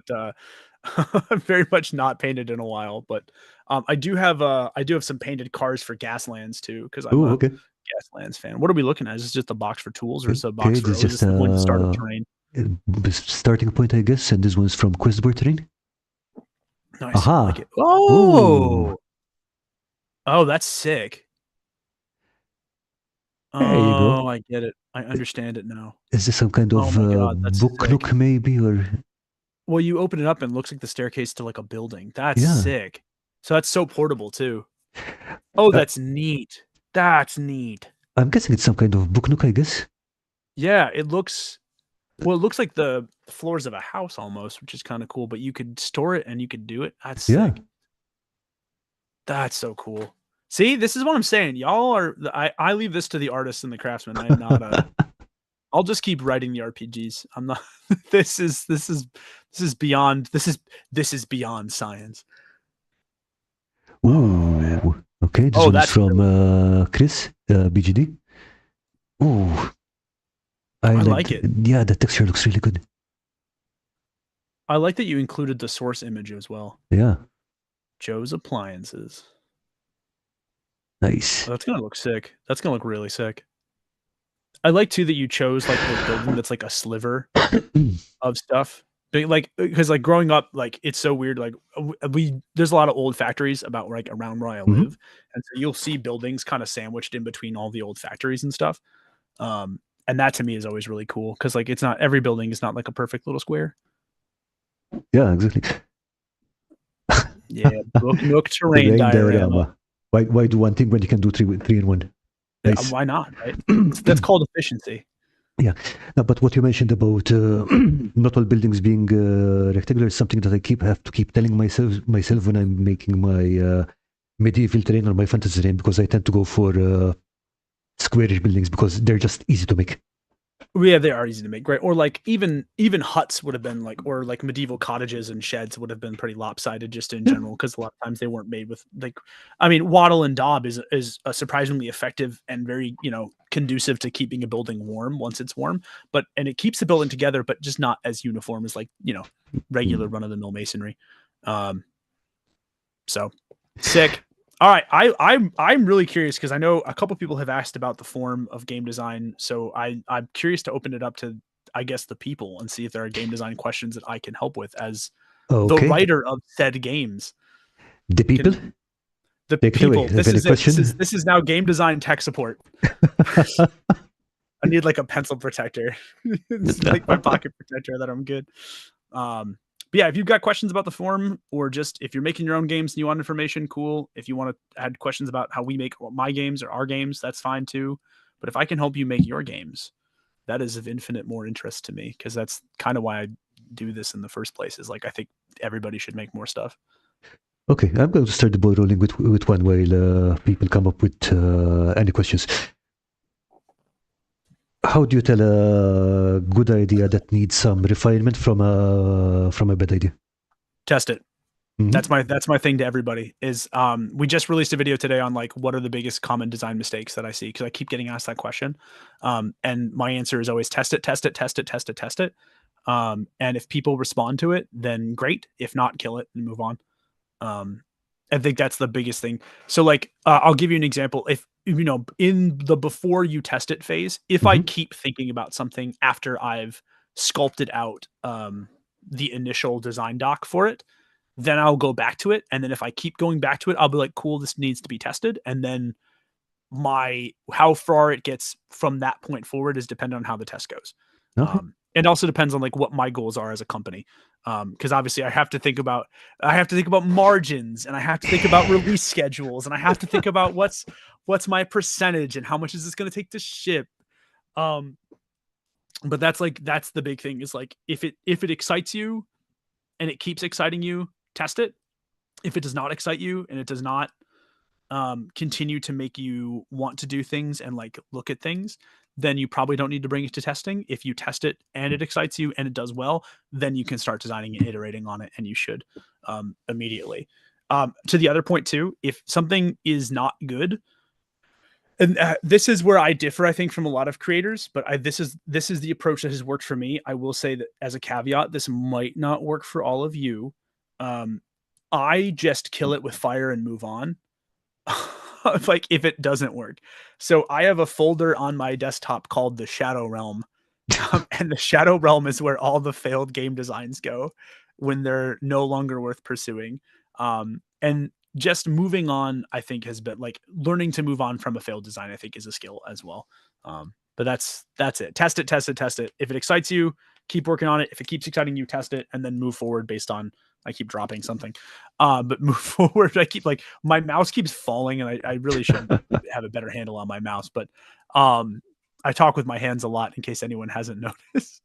Yeah, okay. But just in general, test it, and then if it keeps exciting you, test it some more, and then if the testing is positive, then you should continue to keep working on it. That's generally the pipeline that I go with. Okay, and what about the feedback from testers? I mean, would you be like, okay, I appreciate this feedback, but this is taking the game in a direction that I didn't want, kind of thing? It depends. It depends. So I've only ever had, and it's the exception that proves the rule, I've only ever had like one playtester give me negative feedback that was not coming from a place of critique with the intent to see me succeed, but just because they were being a dick. I've only ever had one. Only ever one, which is crazy. Which is, again, I'm going to knock on wood real quick, because I feel like I'm very lucky in that regard. So I will say over time, I think you start to develop an eye for what is useful, isn't useful, in terms of feedback. And one of the things that I have found useful when I'm testing other people's games is I will ask them, what specifically would you like me to look at? And then if something in their game runs counter to what they want me to look at, or what they say is core of the experience, I'll bring that up. Or if I'm a designer, I will say, today we're testing this one specific thing, unless it's just a general playtest for the game. And generally that's how I get a lot of good playtest stuff. I will tell you, if you keep getting the same piece of feedback from multiple groups, across multiple plays, different groups, I want to say, across different plays, then at that point that's probably a piece of feedback that's genuine, and you should probably act on it in some way, shape, or form, because I think it's important. So a good example of this, just to, I guess, because I like actionable examples, because it's just like how I work. I don't know. It frustrated me when I would like go to college and I'd go to a lecture and I'm like, none of this is actionable. Like, this is all like the philosophy of things, which is fine. Like, philosophy is great. You should study it. It's awesome and it's important. But like, dog, I need to make money. Like, how do we, or I want to get this done. So I'll give you a great example. We were not going to do A Fear Within on Kickstarter. Was not going to be the upcoming project. We had another game slated to come out this year on Kickstarter, but and it was an uproarious good time. I had nothing but positive feedback from all of the playtesters. I had nothing but positive feedback from every group that we brought it to, except so many of them, when we asked the question about price point for the game, said, eh. And that reaction, I was like, well, what do you mean, eh? They're like, well, like, it's fun. So I don't know, like $10, $15. And it kind of came out over the playtest that a lot of the people from the different groups thought this wasn't really a game that it was a game that they would like playing with their friends, but it wasn't one that they felt like the rule book was essential to having. And as a result of that, wasn't something they weren't really willing to send money to or buy in the same way that a lot of our other games were. And I had gotten that feedback enough times that I was like, that's a problem. If I want to launch this as a Kickstarter, that is an issue. That's a really, really, really big issue. And so that feedback was consistent enough across every play group about the price that I was like, I can't bring this to Kickstarter. I can't bring this to market. We'll have to find some other way to bring this to market, which sucks. Because it was a game about being bumbling thieves in high stake heists. And so we had a fail forward system. So you didn't lose you didn't lose when you failed a check, you failed forward. So you could succeed, but your character had to take an injury, or you could fail, but your character makes a friend of an NPC that's nearby, or you succeed, but you make an enemy out of somebody nearby. And so there was like a bunch of different ways that you would fail forward. And it was this really like this truly bumbling, like caper. I don't know. It sounds like a lot of fun, to be honest. It was so much fun to play. But again, when it came down to would you buy it, that was an issue. And it was an issue that we were like, I can't bring this to Kickstarter because I cannot pay my bills on vibes alone. And so, have to sort of check that from there. Dungeon Matron, does it matter who you pick as playtesters? I think it does. And so I'll tell you how I do it. It's different for everybody, but I will tell you how I do it. So I start with people who are very experienced in role-playing games in general, but I trust them a lot. And I trust them to tell me that if something sucks, they'll tell me it sucks. And I trust that they'll be honest about their feedback. They're still my friends. Like my brother is one of my best playtesters. He probably is my best playtester because he's been playing role-playing games and running role-playing games for pretty much as long as I have. But I know our relationship is strong enough and we are comfortable enough with one another as people that he'll just say, yo, this sucked balls. Please don't ever publish this. Or he'll look at a system and be like, this was fucking terrible.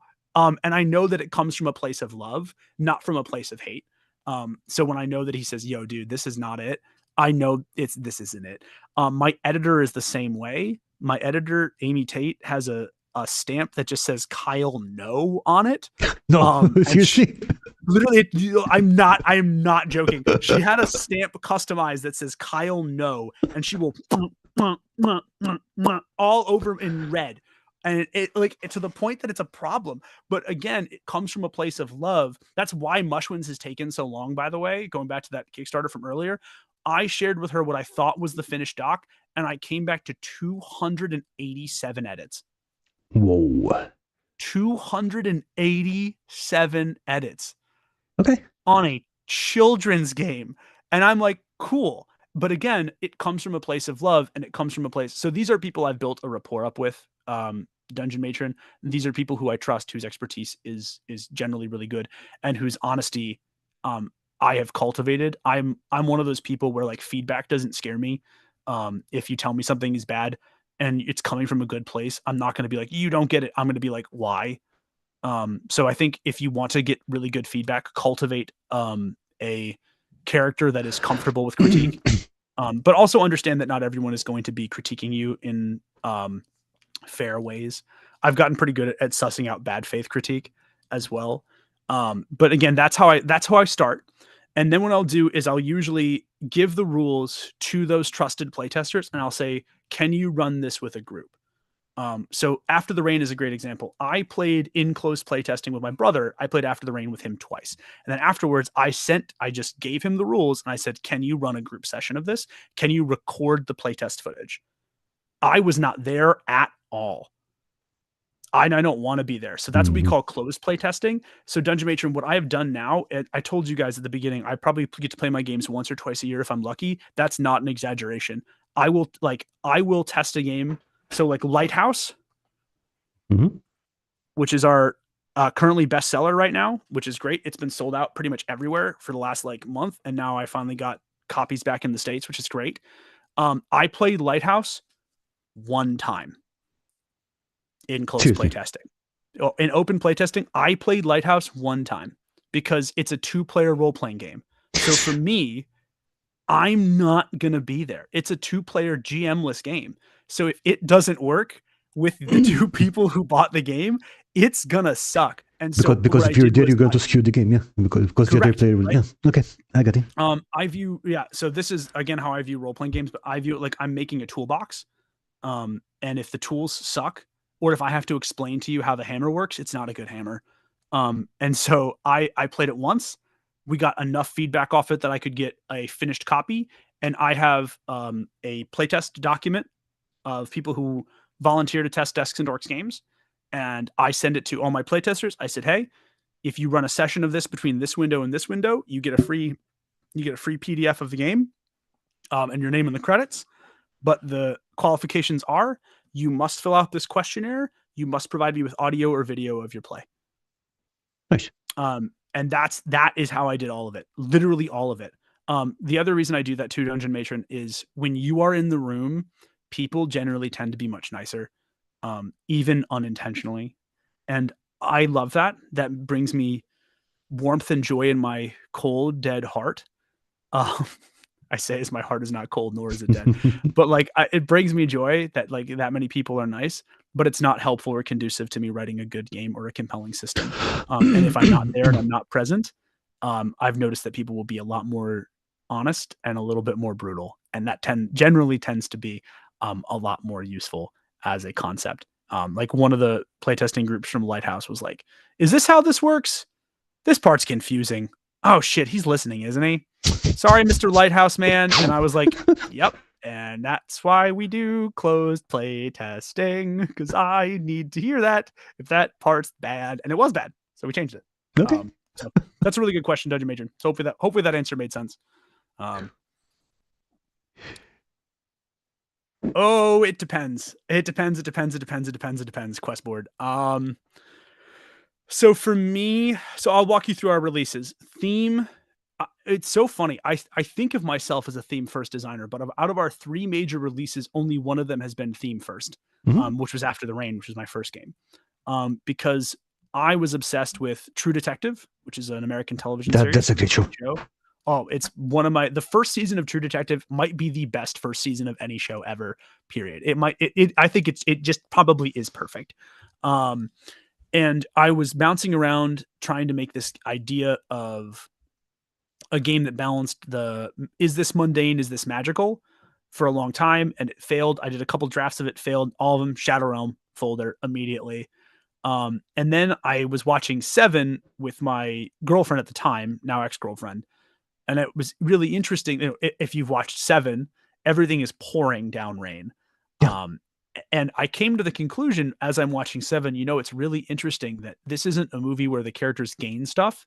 This is to reveal who they are as people. If you watch True Detective and if you watch Seven, both of those are narratives where characters don't gain things. Characters have parts of them stripped away, and that reveals their character underneath. Yeah. And that immediately got me thinking, oh, I wonder if I could make a game where the narrative thrust wasn't your characters gaining stuff, it was your character losing stuff. And I wonder what that would reveal about a character in general.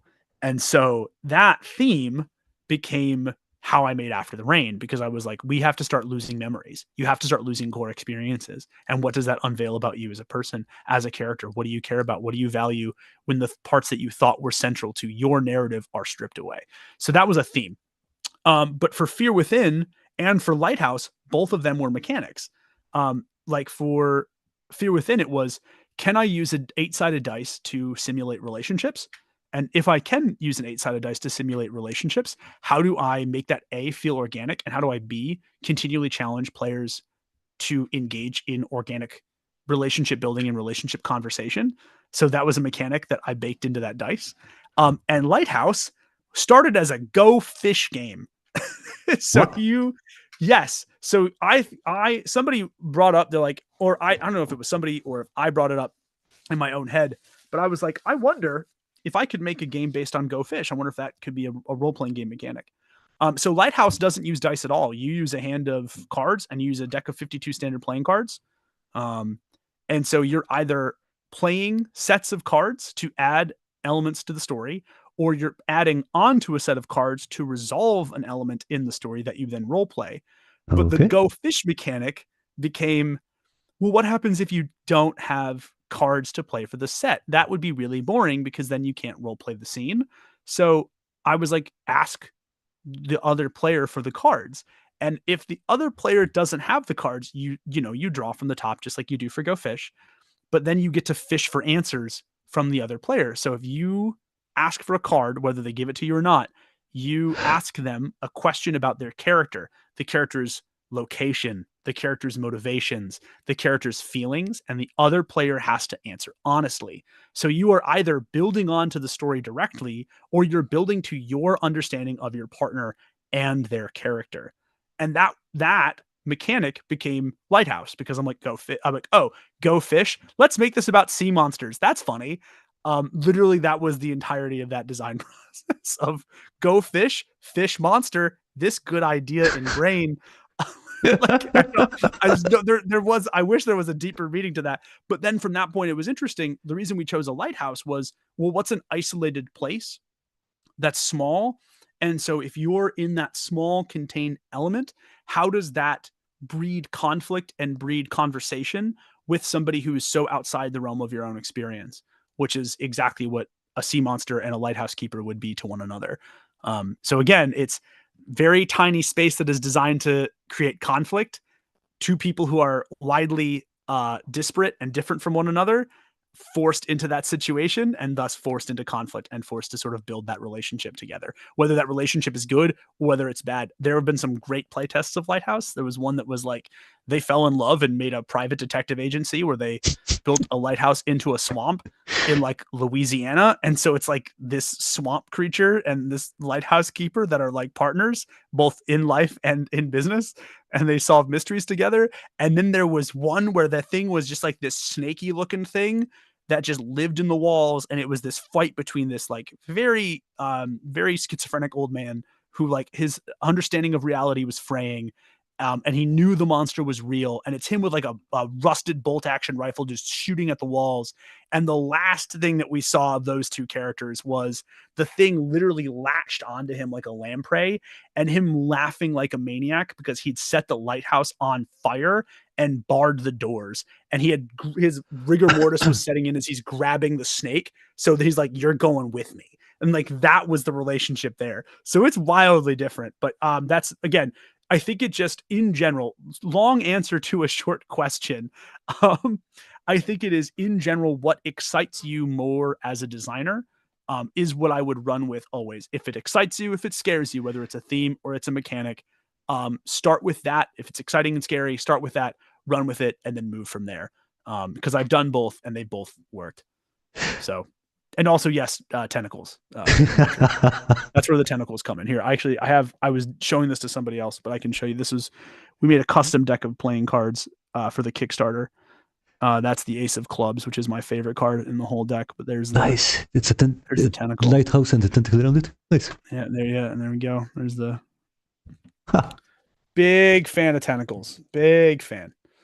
Huge fan, as one might expect of somebody who read a bunch of Lovecraft and fell in love with it.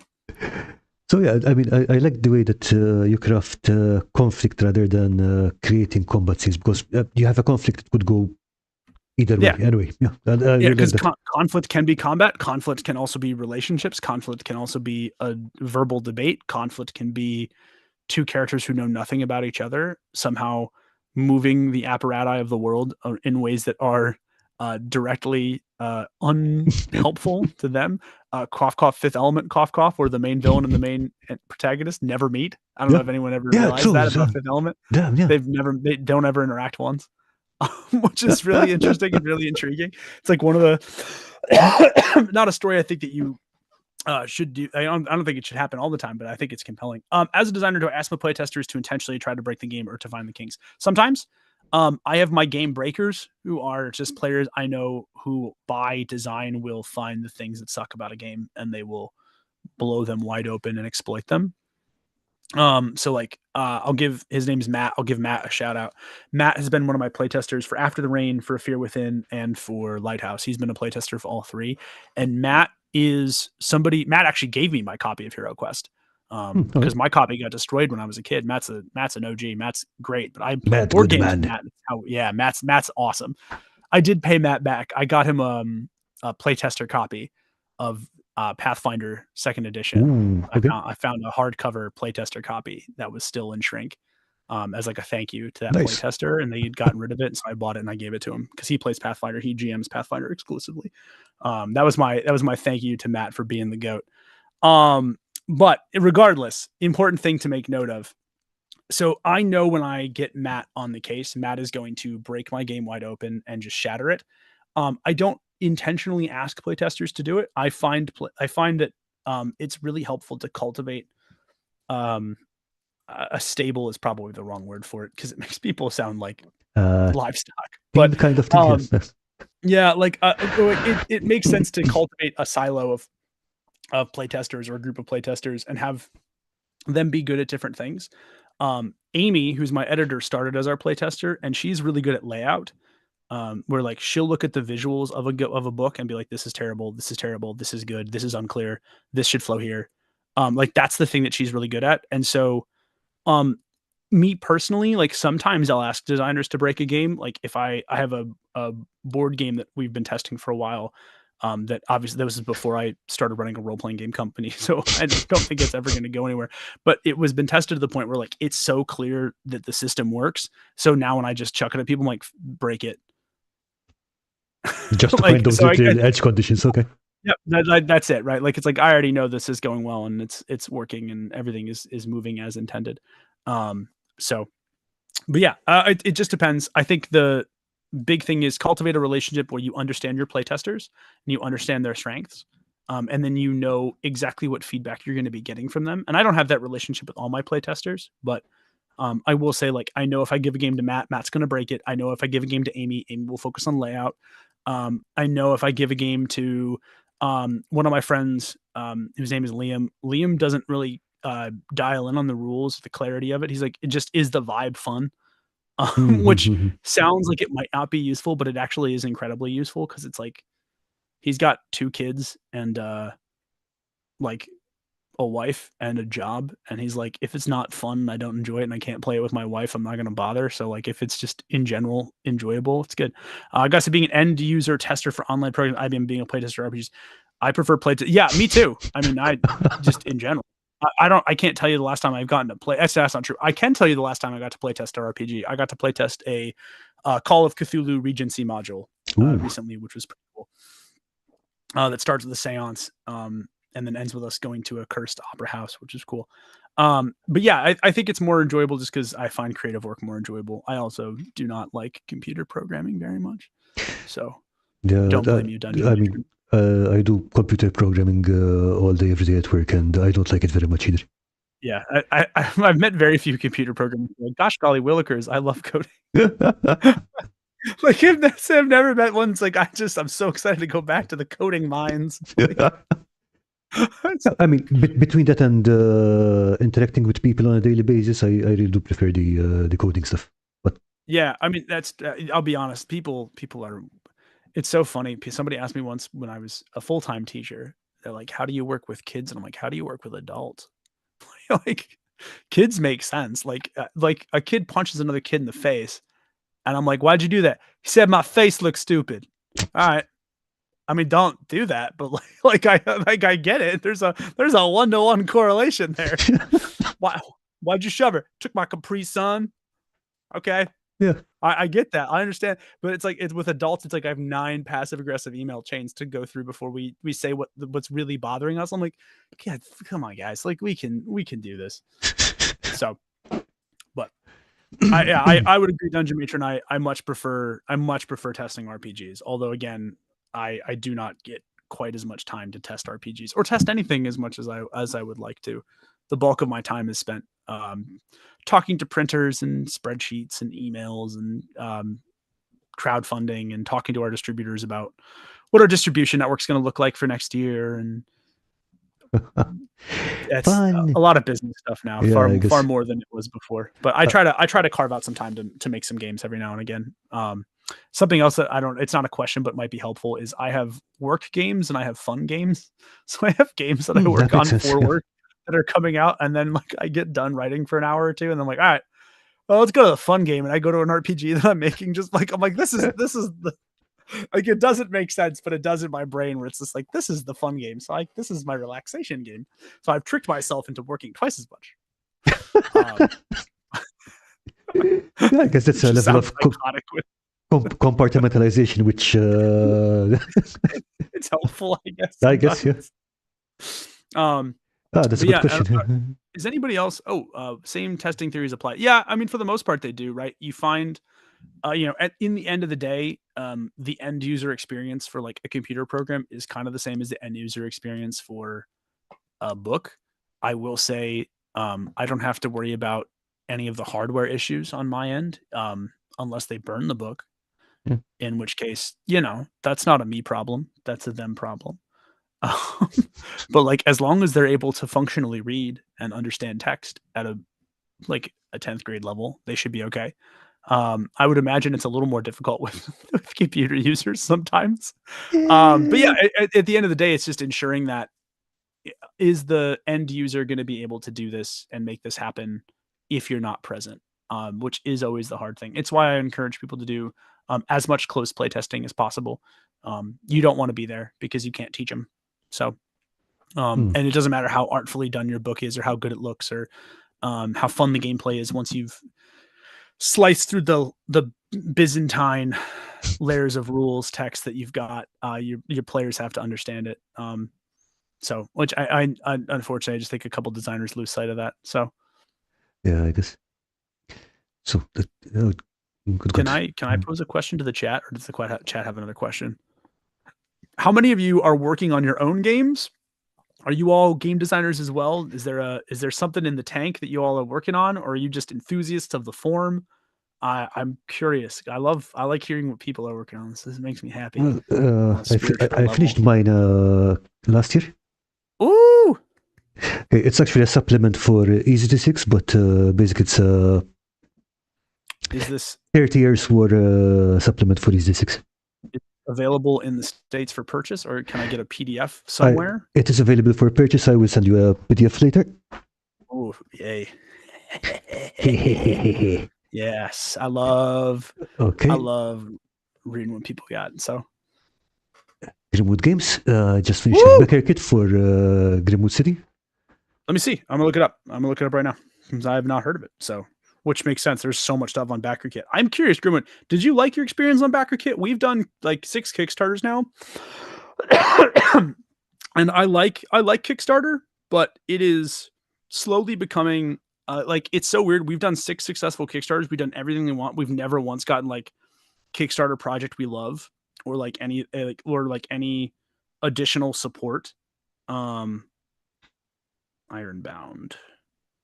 Let's look this up on BackerKit. Yeah, sorry, Grimwood Games. I keep messing up the name, but yeah, it's Ironbound. Yeah, look at that, dude. This looks sick, man. There you go.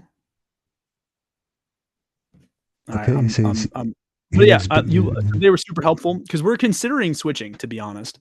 Just because like I don't know. I feel like Kickstarter used to be really helpful in like boosting indie projects like ours, and I'll do all of the legwork that should lead to a better release for us.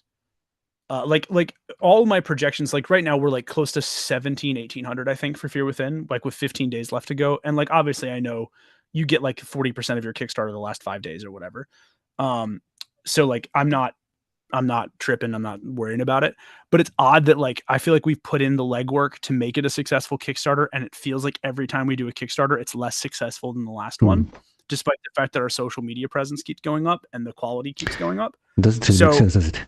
No, it doesn't, which means that we're probably not we're not getting enough day one pledges that Kickstarter boosts us in the algorithm, which is a weird thing considering that they were supposed to help promote indie stuff. But also it's interesting that like that algorithm would be changed in that way. So I'm not saying I'm going to move from Kickstarter yet, but I'm considering it because their analytics are useful.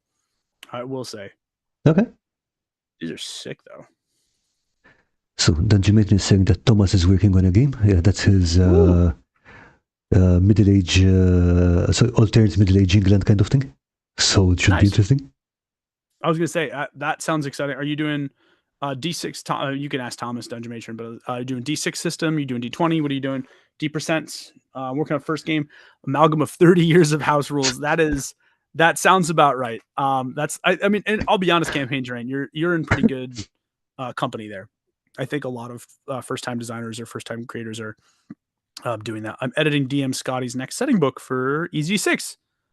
Oh yeah, I love my editor. She gives me all kinds of guff about everything. Like sometimes sometimes she is a royal pain in my ass, if I'm being honest. But like, it's so funny because she's like, "I'm so sorry if I'm mean." I'm like, "Amy, I brought you on because you are mean. Like, I don't need you to be nice to me. I mean, I do need you to be nice to me outside of this, but like, I like that you're like, yeah, no, I love my editor. I'm so lucky. Scattered Terrain, I'm so lucky, like with the design team that I've got. Like there's I don't know if anyone's a big hip hop or a rap fan or not, but there's a line in a Kendrick Lamar song where he's like, all those women gave me superpowers, which is kind of how I feel about my design team. If I'm being honest, like my artist is like, she's an absolute gem to work with. And it's crazy. If you've looked at the art for Fear Within, the Kickstarter, you know, she's incredible. Like some of the art too in Lighthouse is just like this is such a cool. And I'm gonna can I unblur my background? I'm just gonna I don't care if you guys see I don't care if you all see my mannequin behind me, but like it's just such good stuff. And like where's my got like the siren one right here, which is really cool. But like when I met her, this is one of my favorites. I love this big looking squid boy.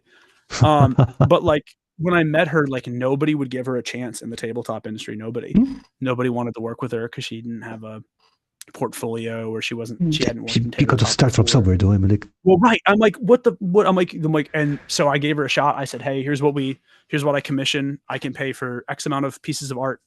And she's been like so phenomenal to work with. My graphic designer's been a friend of mine for like 7-8 years. Like I'm so Scatter Train. I'm so fortunate. And hopefully your author feels fortunate as well to have you on as an editor. You editors are, I want to give you all a big hug and like a bowl of chicken noodle soup sometimes. It's like, good Lord, the work you all do is, it's so important. It really, truly is. So yeah, she's great. My team's great. I could not be any luckier if I tried. I'll be honest. I'm very, very, very, very, very fortunate in the individuals I get to work with. Very curious to see what Thomas is working on. If Scatter Train, if DM Scotty needs anything or whatever, let me know. I don't know if they're big or if they help or not. If I can help, I can, or if I can help, I will. Northlands is a Viking game. Let's go. Okay, that's what Thomas is working on, and it's a D&D module. Oh, cool. Love it.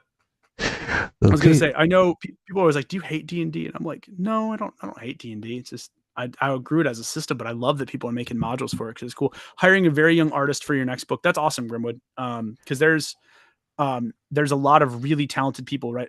I would love it if you would love to. I would love to check out the beta if you are willing to send me it. I would love it. I love checking out new stuff that I haven't seen. Just perusing the Kickstarter. I like the fast rules. I like the quick actions. That to me is what I am looking for in a system. I want really snappy in combat, and I want tons of options outside of combat to make my character and craft stuff. It's part of the reason I love where I have like a horde of just random garbage where I do my work, but like, Shadow oh Demon my Lord, God, I love Shadow the Demon Lord. This is just, it's just a chef's kiss. It's just so much like, it's like 800 tables of like why your world is screwed and why you are a horrible, like weeping sore of a person. And then the combat rules are like 1 page. Like, yes, like, let's go. So I love, but yes, Grimwood, I would love that. That would be awesome. I love just seeing what other people are working on. Yeah. Okay, and then this was cool. About Becker Kit, I think. See, and that's super cool. I was at PAX Unplugged this past year. So if you were talking about this recent PAX Unplugged, I was there. It's very possible you and I ran into each other. Because I was helping out some of my friends over at Fireside Games who make Castle Panic, if you're familiar with that game. They didn't have a demo team, so I put together a little thing and helped run their area. More of a writer than developer. I mean, so Questboard, like I'm a writer too. I picked up a lot of the development stuff as you go along. I will say, Be very careful about your margins. I'll give you guys 3 tips right now if you're going to run a Kickstarter. If you're a first-time one, Grimwood, you can tune this out. You can be like, this guy, I already crushed my Kickstarter. I already crushed my backer kit. But no, I'll tell you the 3 things that I would do right now. Know your margins going in, and don't add too much on. So like if you're publishing your book, or you can make your book for $10 a piece, counting tax and shipping, you should probably be selling it for $20-25 at least. Because you have to be able to make your margin. You don't want to lose money on your Kickstarter. That's why I say don't do like a ton of t-shirts or stickers or anything else like that. Just stick with the simple stuff. So do that. 2, you need to have an idea of what the minimum number of people that back your campaign needs to be in order to meet your goal. So I have data from like all 6 of our last Kickstarters. So I know that the average Desks and Dorks Kickstarter person spends $43.68 on our campaigns. Ooh. So I knew at like a $1,500 starting goal, I was like, cool, I just have to divide that by 43.68, and I know exactly how many people are going to back. I'm probably going to cough like 6 more times. Oh man, see, I'm out of water, which is the problem. Yeah, to be honest, we have been going on for 3 hours, and you've been doing most of the talking, so I feel that. You have a very dedicated chat, by the way. This is so cool that like, pretty much everybody has stuck around. No, I mean, they love hanging out with these guys. Yeah, y'all are some real ones, man. This is great. But yeah, so know your margins going into it. Know what the minimum number of people that need to back for your campaign are. And again, recognize that Kickstarter is going to have stuff. So don't be afraid to charge a little extra for shipping if you don't know where it is. Like I think we charge like, on average, we charge either $1 more or $1 less than we should for shipping, depending on where our average person lives. And that's just people know what it is going into it, but it's like our way. We have to split the difference somewhere, and unfortunately, we can't shoulder that burden for the backer. So, ooh, goodness gracious me! All right, I'll be all right. But yeah, that was what I would recommend. I mean, that's very true, BGD. I think it takes a very that's very, listen, that is 100% true. Scenario and supplements for them are great too. If you're not a systems person, that is the one thing I will say, BGD, that D&D does really well and has for a long time, has been making a system that is really good for supplements. Like some of my favorite games that I've played of D&D were supplements that were designed outside of the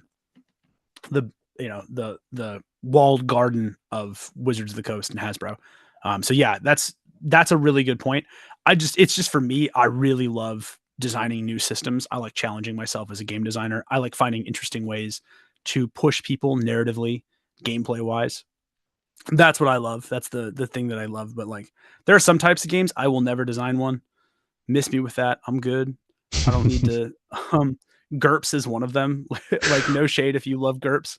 I know a lot of folks. I know some people who worked on GURPS. I mean, the thing is, GURPS is a great system, but there's just so much of it. No, there's so much of it, right? And I'll never do something for GURPS. So yeah, BGD, that makes sense. Are you designing for like supplements for D&D or different games that you like or enjoy, or just supplements in general? Okay. In the meantime, Grimwood Games, that you know that he's on top with the Kickstarter stuff you said. Yeah, it's like, it's so useful, and I really wish it was something that like somebody had sat me down and been like, hey, you need to know this, because we figured it out ourselves the first Kickstarter we did, but like, that's tough. I will say this Kickstarter, we're raising less money because I didn't do any advertising for this Kickstarter. This was all word of mouth for this Kickstarter, because I wanted to see like how much the YouTube community that we'd built this year could get us, because we're prepping for a more historically themed game next year, which maybe I can talk about a little bit. But you are all sworn to cone of silence. Do you find publishing RPGs based on idea versus something that uses cards or boards harder to market? It's not harder to market. Well, I'll tell you this way.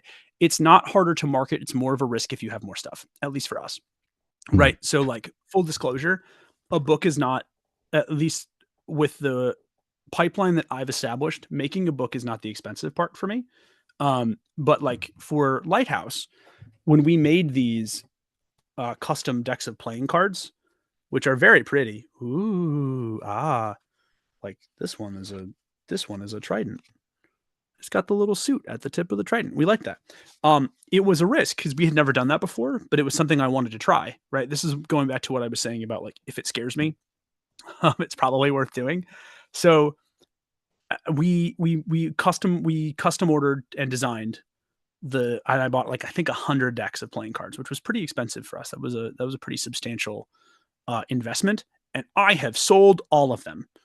I Okay. have 2 decks left, and we were charging decks at $20 a pop, and nobody bat an eyelash. Not a single soul. Because they looked at the art, they looked at the game, they looked at the concept, they're like, cool, I will take both. I've made that sale so many times that I didn't think I was going to. Like, I'll take both. So I don't think it's harder to market Dungeon Matron. I think it's just a question of can you support it logistically? Is Okay. always my thing. It does is the will your margins support this is a statement you're gonna hear me say a lot. It is so cool that you can make something for $40, but then you have to sell it for 80 to make it worth your time. Yeah. And then it's like, ooh boy, like that's Can you part of the make that reason we sale? don't Yeah. use Mixum, which is a common printer I know a lot of people do for zines, but they way too much. Like I'm like, if I want a full color zine from Mixum, my margin decreases by like 50%, 60%. No, thank you. I can't do it. I'm sure the quality's great. I'm sure the help is great, but like it's all margins, babe. It's all about the numbers. I sound like a Wall Street executive. Greed is good. No, it's not. But just oh, I love index card RPGs. Those are my Okay. favorite. Yeah, I have playtested and played in a lot of the work Chris has been doing, and yeah, there's good stuff coming up. Good That's awesome. stuff. No, Good I'm stuff. BGD. This is the one thing I recommend to a lot of new designers too, particularly ones who have a lot of system bloat. But I always say, this is an index card RPG that we did as part of a game jam. But just like if you can put your core systems on the front and back of an index card, you're in a good place. And if you can't, you probably have some stuff that need pruning. I love index card RPGs. I'm a big fan. I'm a big fan. Oh yeah, that's the good stuff. That's the good stuff for me. If it's small and it's punchy, yeah, that's.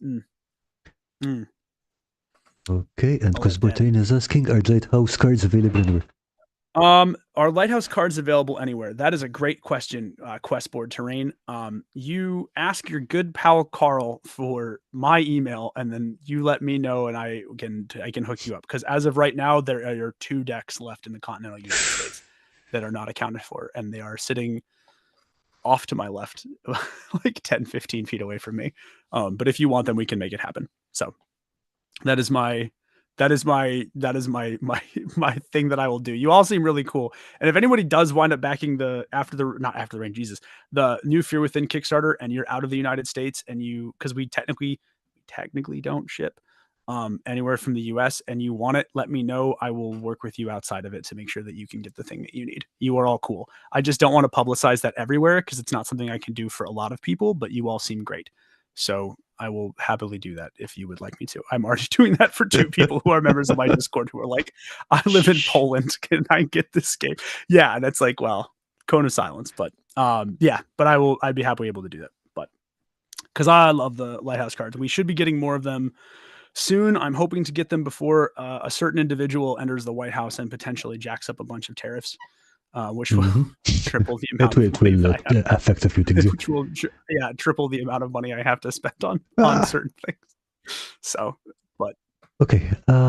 So I think we're going to have to wrap up soon. I think we already overshot the time I had told you by 1 hour. So it's all good. This was I really enjoyed this one. I really enjoyed this one. No, I did too. This was a blast. And again, sincere thank you to everybody for asking the great questions that you all did.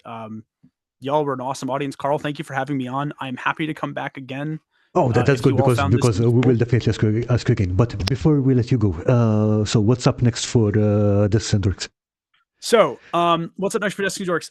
In the immediate future, I have a wonderful Kickstarter that I need to get done and shipped to backers, which I'm very excited for. Fear Within is one of my favorite systems. I'm going to get a little emotional because Fear Within was a system that I made right as my business partner was leaving the company. And we just had to put it out because it was enough to keep us afloat because we couldn't afford to not put out a project that year, so I did it basically by myself. And so it did very well for a cardboard zine, but it's always been sort of trapped in that cardstock. And it means a lot to finally be able to bring it to the system that I want it to. So that's going to be the main priority moving forward, is making sure that this gets done in the right way. What is next? In terms of what I hinted at, we are in development of a game called, should I say the name of the game on the stream? Screw it, why not? It scares me, so let's do it. We are working on a game called Blood on the Crown, which is essentially a modeled United Nations on steroids style of role-playing game. Okay. So you are not going to save the kingdom. You are most likely going to burn it down, and the game is literally just about making sure that everybody gets a turn with the matches. You had me at burn the kingdom down. I wanted. Yes, that's all I can say. Like a puppet, please. Yes, that's all I can say about that right now. It is fantasy. It's going to be setting and system agnostic, but it draws a lot on my experience with history and medievalism, and how it, in regards to failed monarchies and dying kingdoms. Those themes are going to be essentially tantamount to what it is. So if you've ever wanted to fiddle while Rome was burning, that's going to be the game for you. And so that's all I can say about it right now. That should be coming out sometime 2025, 2026. We're not sure yet. Nice. It is the biggest game we've made by far. It is triple the length of our biggest game already. But every one of our playtesters has said if we never make another game, it'll still be the best thing we've ever put out. So, not to hype it up too much. But that's it. Thank you all so much again. I saw the stuff, the nice statements coming in on the bottom. You guys were a great audience. Thank you for being so active. Thanks for the questions. Thanks for being present. This was one of my favorite streams that I've done. So yeah. I will certainly be back if Karl asks me back. So definitely, you guys are asking me back. This was a lot of fun, and thank you so much for joining us. And sorry for keeping you so long, even with your do not apologize. I had a blast. This was fun as hell. Yeah, so do not apologize for this. Need more conversations like this, so I will definitely be bugging you again over time. Please. It's not bugging. At this point, I will be back in a heartbeat. This was a blast. So okay, and. Yeah, okay. I'll be giving Quest Porter in your email for right after this. I promise, brother. All right. Okay. Thank you so much again, and thanks everyone for watching. This has been a pleasure hanging out with you tonight, and have a great week. Bye. Bye, everybody. Bye.